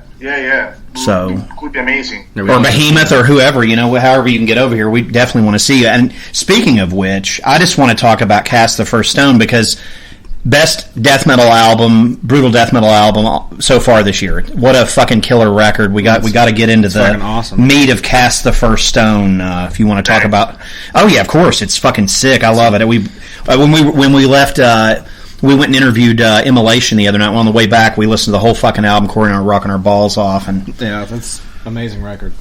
Thanks, man. It's fucking sick. 1,000,000 miles an hour. It's ball crushing. We spent a lot of time on that album, and we are very happy. It's we especially about the recording. That sounds great. We recorded everything in my studio, and with Giulio we said, okay, we have to spend a lot of time just to check, any single note of any instrument if it sounds perfect. So it's we cannot be more happy. Well, I'll say one thing that stands out to me on it. As much I love everything on it, but the goddamn drumming on that record is ridiculous. Yeah. It's so good. I mean, the final mix is beautiful. The vocals, the bass, the guitars. But I tell you, man, that he's wearing out that fucking drum kit on that thing. Yeah. Davide did a great job on the drum recording. He's a great drummer, and we work a lot to have the more natural and acoustic sound as possible of the drum. I don't like a lot the very plastic production where everything sounds overproduced. I don't want to hear my snare sound on other 5 albums. Right. Just my snare sound, my drum sound, my guitar sound. I don't want to hear something that I can hear on other 10,000 albums, because a lot of people now listen music on YouTube or Spotify or stuff like this. So if you hear like 10 bands that sound the same, you have no idea which band is. If you hear something different, you say, hey, but this one sounds different. What the hell is that? And maybe you don't change the name. Well, it's interesting. Now, with Cast the First Stone, were you part of the creative process on Regicide, or did it start with Cast the First Stone? With when I joined the band, a lot of songs from Regicide was already written and arranged, because until Regicide, everything was always written and arranged by Giulio, the guitar player. With this album, we start to work much all together. Giulio, awesome. We start always from Giulio's idea. He wrote the 90% of the riff of the album, sure. But then he sent everything to the drummer Davide, and Davide changed something, say no, this part could be better in this way, and when we were recording, we also changed some stuff. When we were recording, I even recorded some guitar part, and Giulio recorded some bass part, because we had an idea. I say, okay, let me hear. Okay, it's good. We keep your take. It's on this album we really worked a lot. Everybody much more together. Awesome. Right. Now the lyrics on Cast the First Stone. Who was responsible for all that? The singer. Okay, he did a really good job. I think I don't know. It's I've got some of the older records, but I don't know what it is. Maybe it's just the time that you dropped it or what. But it's nasty. The record's just. I mean, it's a complete package. I like every song on it. It's from the opening track, the Central Imperial Crusade, to the I mean, all of it. And. Like I said, the musicians did a great job for the lyrics. It's some people ask us, hey, but I mean, because there is the stereotype of the death metal band that talk about Christianity and Jesus, and we hate Jesus, but we start to talk about all the religion in the world. And so I think it's more interesting. Stone, we talk about all the the how much can be dangerous and an extreme way to see religion. So even if you are from if you are Christian, if you are Islamic or whatever, if you work in an extreme way, it can be the most dangerous stuff in the world. Is a religion for us, for me, for everybody in the band, is like an evolution bug. Right. All the world just improve everything, for every stuff, but not for religion. We are still condemned in this world where religion is so much important. Right. A lot of people die for religion. How many people already died for religion? Too many, for sure. Yeah, I agree. Definitely. It's a brutal assault. That's for damn sure. It's just all 9 tracks of it, and the artwork is very, very. I don't know. It's fucking awesome. Yeah, I want a shirt of that. Honestly, a good one. Thanks. Yeah, it's really, really cool. It's. I don't know. It kind of sums up the whole record. They did a really good job with it. And that's the same artist that did the previous artwork? Yes. He's the guy that from Paradogma to this album he did. He's fantastic. It's just really, it just really stands out. It's really, really cool. And if you see the cover, you can see that there is a battle from Christians to Muslim. There is the whole crusade. Oh yeah. And you see there is the dead, the face of the dead from both the side. Yeah, that's really fucking cool.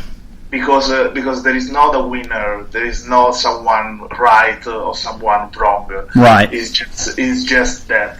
It's just everybody dying because religion. That's what we were trying to talking about on this album. For sure. Paolo, my singer, can explain much more better, but that's the way of the album.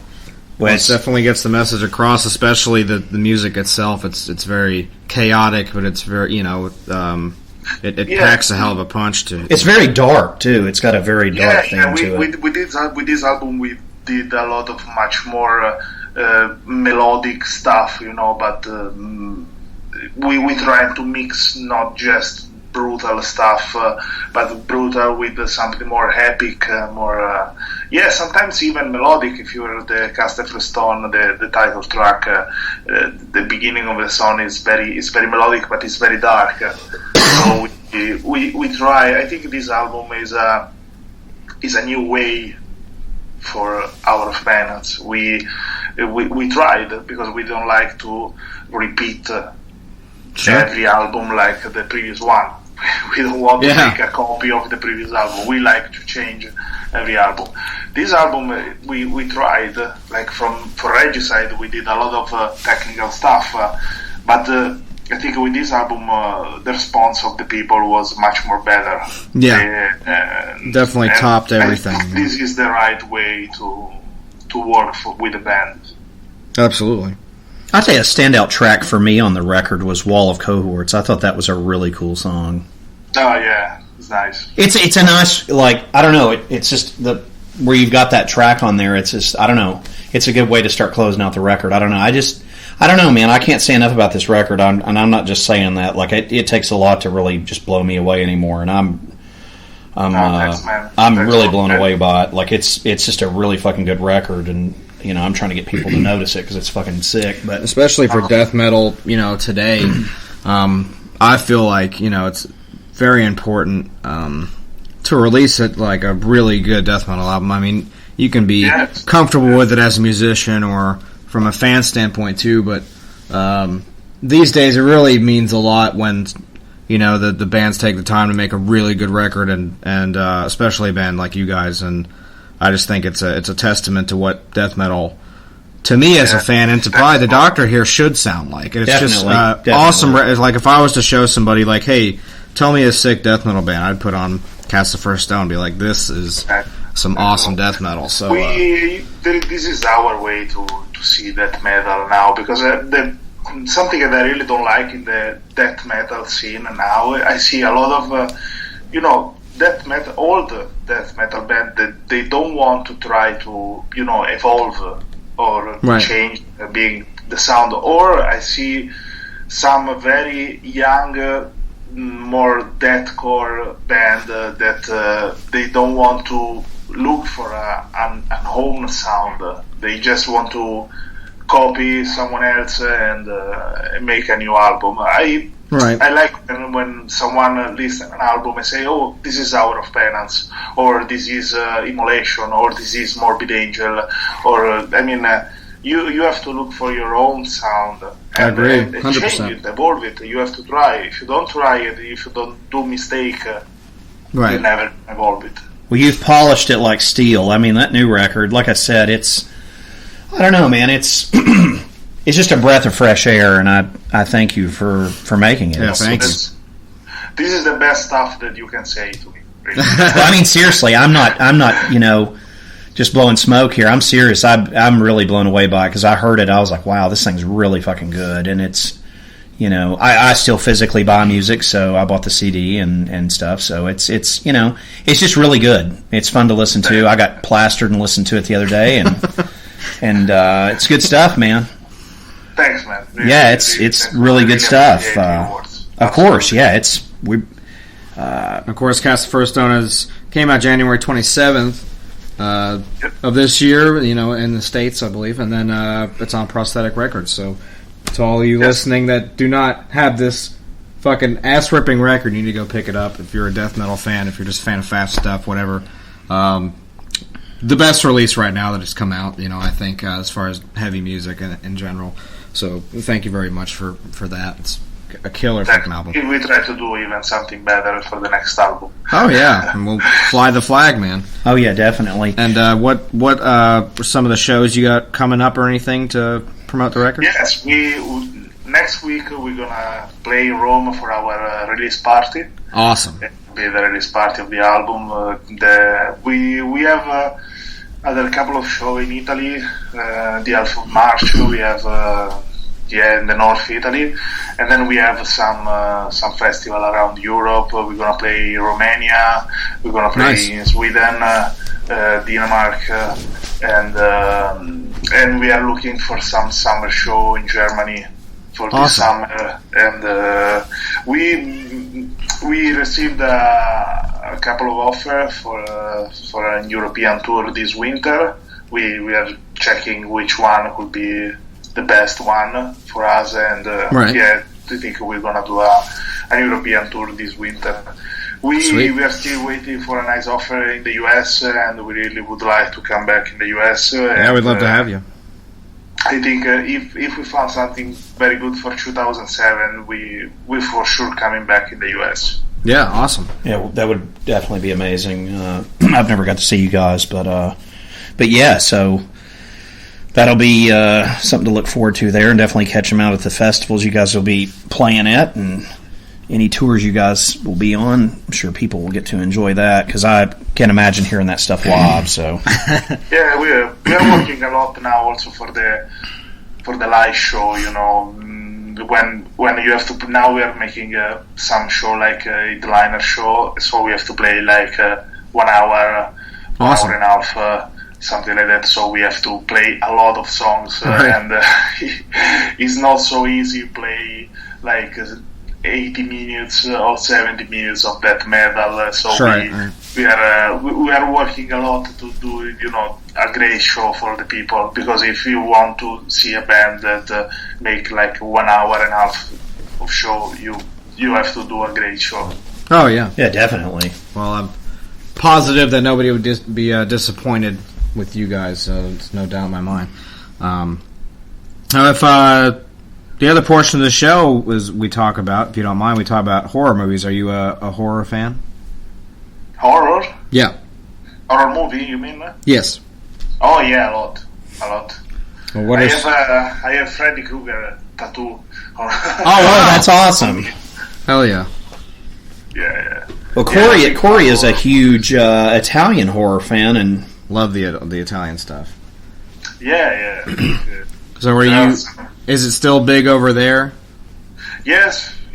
I mean, it's very bad that it's not like the past. It's right. The horror movie culture is changing a lot. It's more fantasy than horror now. It's more special effects. Here too, they're more focused on the paranormal stuff and.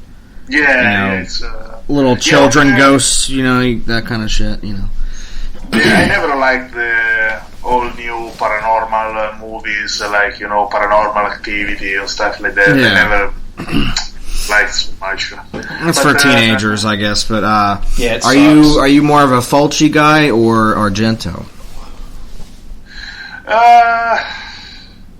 It's a good question. I think Fulci guys. Awesome. I'm right there with you. I love Argento. Don't get me wrong. Doctor's more into Argento than me, but Fulci, I don't know. I'm a gore guy. I like the eyeball violence. We have a band in Italy that is called Fulci. I've heard that. You're in that band? Yeah, they're a friend of mine.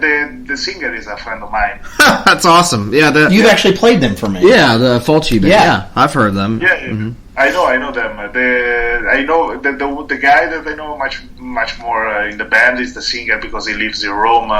The other two guys I met sometimes, but they're not living in Rome. But yeah. That's awesome.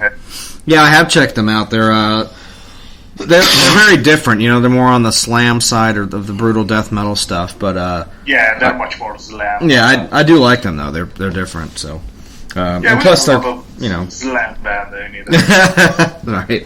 But yeah, do you have a favorite of the Fulcis? You mean the movies? Yeah, the movies. Yeah. This is a very good question, because I like I said, it's hard for me too. I love a lot of movies from him. Choose the favorite one is very difficult. I like Zombie a lot. Oh, that one's awesome. The eyeball scene is fucking great, and the effects, the zombies themselves look really nice. Yeah. Of course, you got the shark attack, And the shark attack. It's a nice bit of comedy there. Yeah. I have a big collection of horror movie at home, and I like it. in my free time, I can spend really a lot of hours just seeing, just looking for movies, horror movies. Yeah, that's all we do. We're both big collectors. Of course, we review horror movies on here as well with the interviews. So, do you have like a favorite 80s or like maybe a couple the 80s stuff, maybe the US ones that you really like? Besides Freddy, obviously. You know. I mean, my favorite character for a horror movie is Freddy Krueger. Oh, yeah. For sure. Yeah, I'm a very big fan of him. Because he's the only... You know, when you see an horror movie, at the end of the horror movie, you see always the human part of the bad guy of the horror movie. You know, right. Like Michael Myers is a bad guy because he had a terrible experience. No, Freddy Krueger is he's an asshole because he is an asshole. And that's it. I agree with that. He's the fucking worst man in the world. He's really bad because he loves to kill people. That's why I love it. Right. Yeah, he definitely is that. And what's your favorite Nightmare on Elm Street movie? Well, the first two, for sure. Oh, yeah. Second one we love. Yeah. After the first 2-3 movies, is not the same, of course, like right. all these movies. But the first one, I tried to see that they make a remake of the first one, but I'm sorry you watched that. It's awful. Yeah, I tried. It's a turd. That movie's terrible. Okay, let's go to see. No. Yeah. You know who he looks like, the Freddy in that remake? He looks like Beaker from the Muppets, but he's been melted. He looks like Beaker Freddy. He's like me. That's what he looks like. He's like me. It's terrible. It's terrible. All the remake are terrible. I mean, there are some stuff that should be just left how it was. You know. They're making a lot of new movie, trying to keep something from the past, and everything is terrible. Right. Yeah, you're right about that. You like the Halloweens? Did you like those remakes? Yeah, a lot. I love also the Eraser. Oh yeah. You know, Hellraiser's great. Yeah. The first one for me is. I probably see that movie one time per month. It's great. It's good. That's actually a scary movie. Like, you know, there's very few of those kind of movies that scare me, but the Hellraiser is pretty fucking creepy. You know. Yeah, Hellraiser is great. Also, the first three I think they're very good. Yeah. Oh yeah. After there is something. I don't know what happened. You're right. The first three. Yeah. I love the third one. I don't know. I love that movie. The Hell on Earth one. Yeah. Yes. Yeah, very, very good movie. Yes. It's good to hear that there is someone that is a big fan of horror movies. We definitely are. Yeah, that was a part of our shtick here. Because a lot of people now, they just kind of watch that Walking Dead show and that they say they're horror fans, but you know. No. Horror movie stopped being cool, I think, in the 95. Yeah, I mean, after they kind of passed off whatever else they could, and then now it's kind of been, you know. But that's why it's nice to have all the old stuff. Those things are, you know, timeless. You can always watch a good horror movie from the 80s or, you know, even the, 70s, you know, like. Yeah, but I can imagine, someone very young now that try to see a very old horror movie. I don't know, how old are you guys, more or less? Yeah, I'm almost 27 now, so I'm a younger guy. Yeah, and I'm 40, so. Oh, okay. I am 32, so. Oh wow! Right in the middle. We saw more or less the same stuff, but try to imagine someone of like 16 years old that see a lot of. Now the movies are very different. There are tons of special effects and stuff like that. And he tried to see something from 79. He gonna think that it's garbage. But we arrived. We grown up with old movies, and now we see maybe something very, very modern, and we can appreciate both. But someone that is 16 years old is very difficult.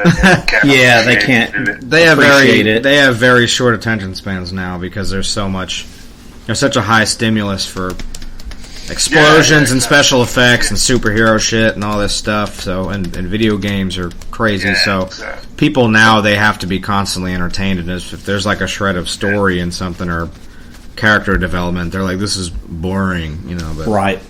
Yeah, you cannot take a guy and bring to see like the last Resident Evil movie and then it's not horror. It's say, just something from Dario Argento. Yeah. It cannot work together. Right. Now, what is? Do you have a favorite Argento? My favorite Argento,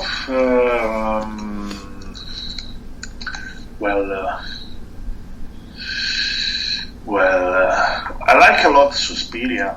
That's probably my favorite. I mean, that's such a great movie. Awesome. I like a lot Suspiria. The movie scared me. The maggots on the ceiling freaked me out when I was younger. I was really disturbed by that, and the Goblin did such an amazing job on the soundtrack for that. It just made it really scary, and of course visually.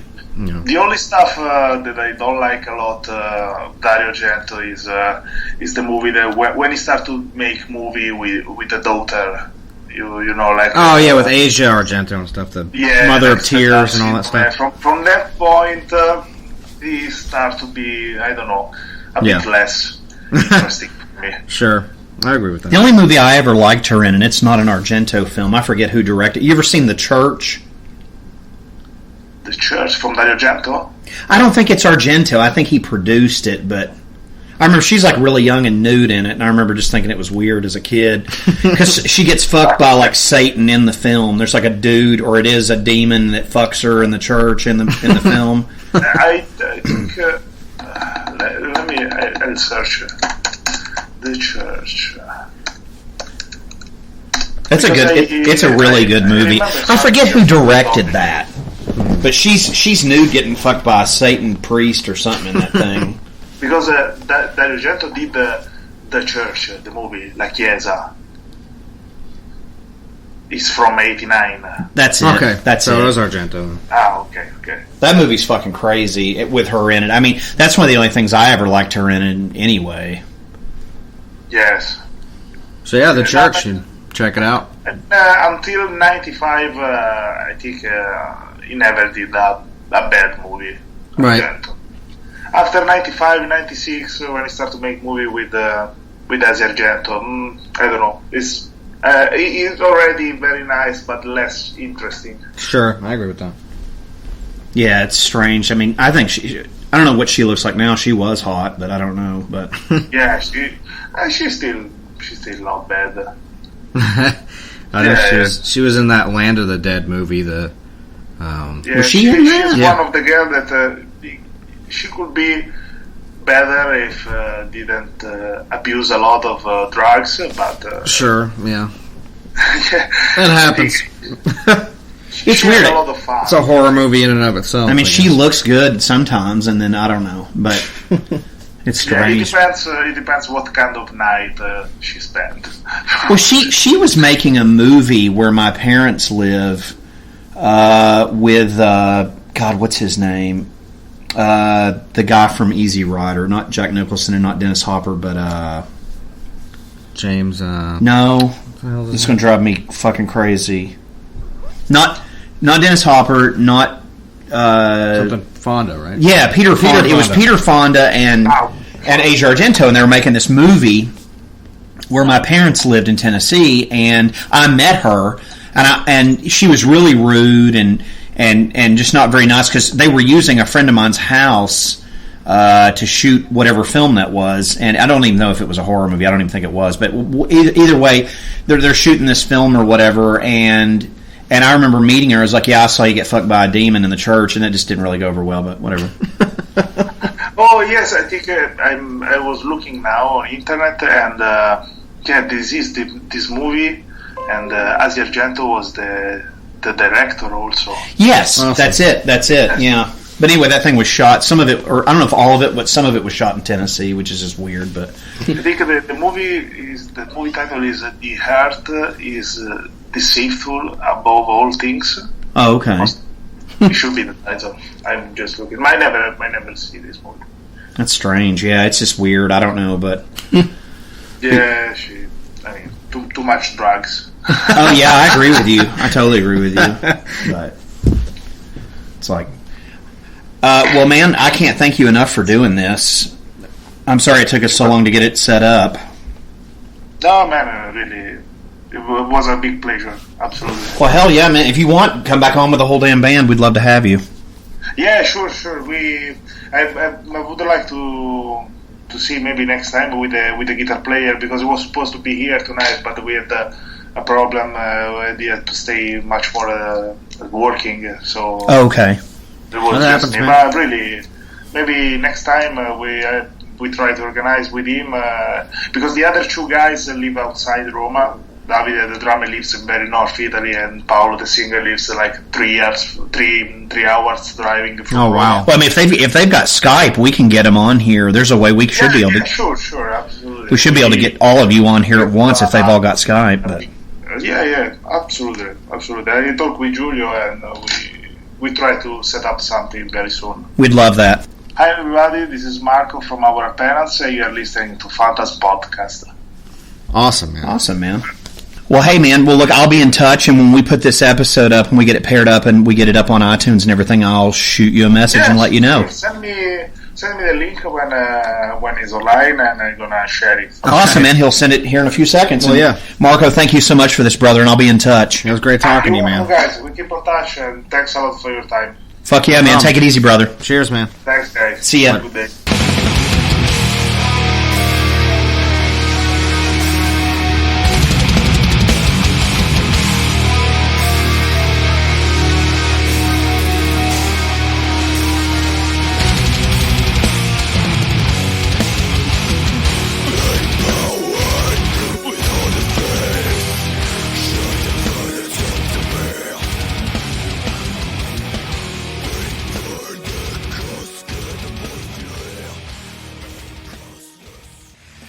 Coming soon from Phantasm.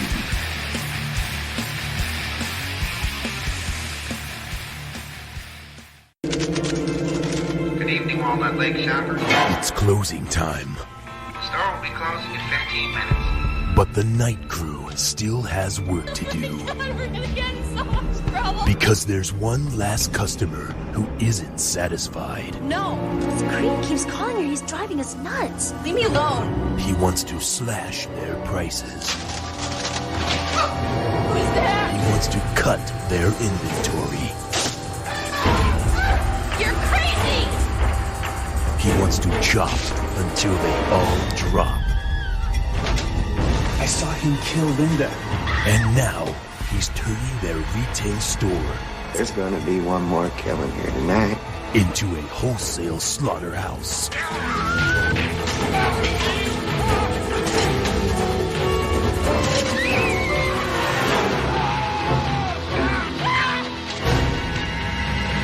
From the producers of Evil Dead 2 and Pulp Fiction comes a new chapter in terror. Bruce Campbell, Ted Raimi, Renee Estevez, and Sam Raimi in Intruder, a new dimension in terror. I'm just crazy about this store.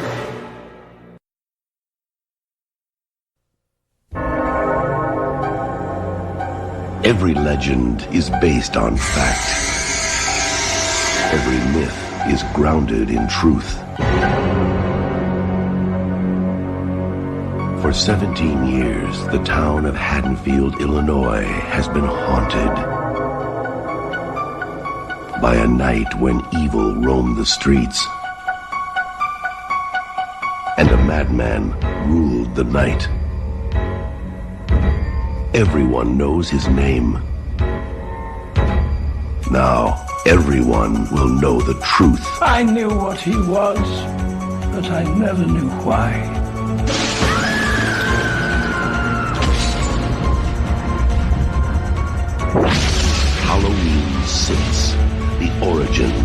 Michael Myers.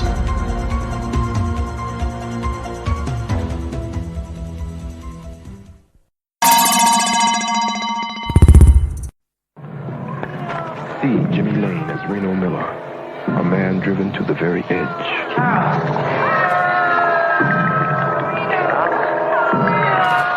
And then beyond.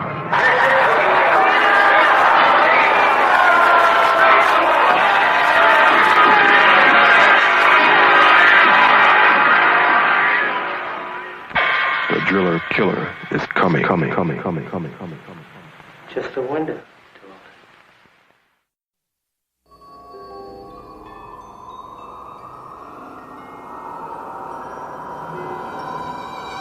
Stuart Gordon, the director of Fortress, The Pit and the Pendulum, and Reanimator, takes you into the dungeons of Castle Dorsino.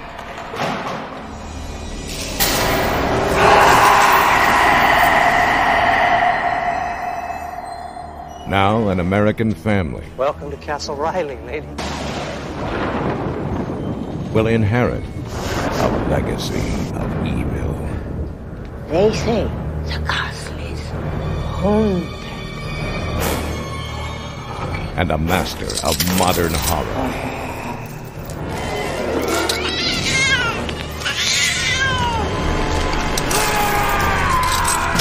will unleash his most terrifying creation. Stuart Gordon's Castle Freak. There's somebody else here! There's somebody in the castle!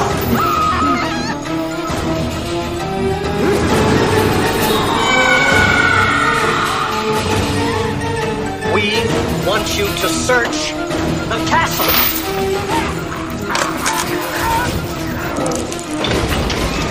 Giorgio Dorsino.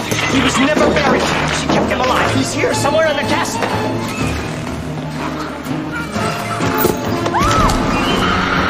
There is a madman in here, but my family is in danger.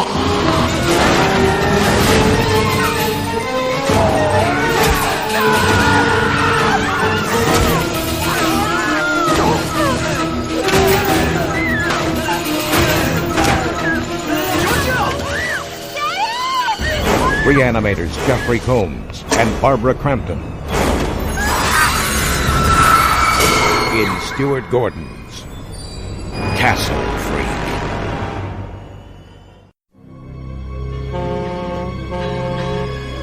Watch that crate! That's very expensive! For centuries, he has remained hidden, watching, waiting. And now, he is coming. He knows your secret hopes. He sees your private dreams. And he can grant your every desire. Well, I'm not a greedy man. How about $1 million?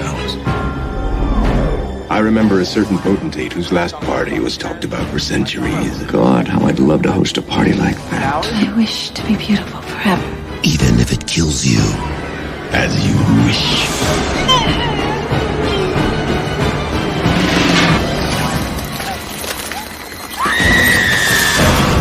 Was it worth it?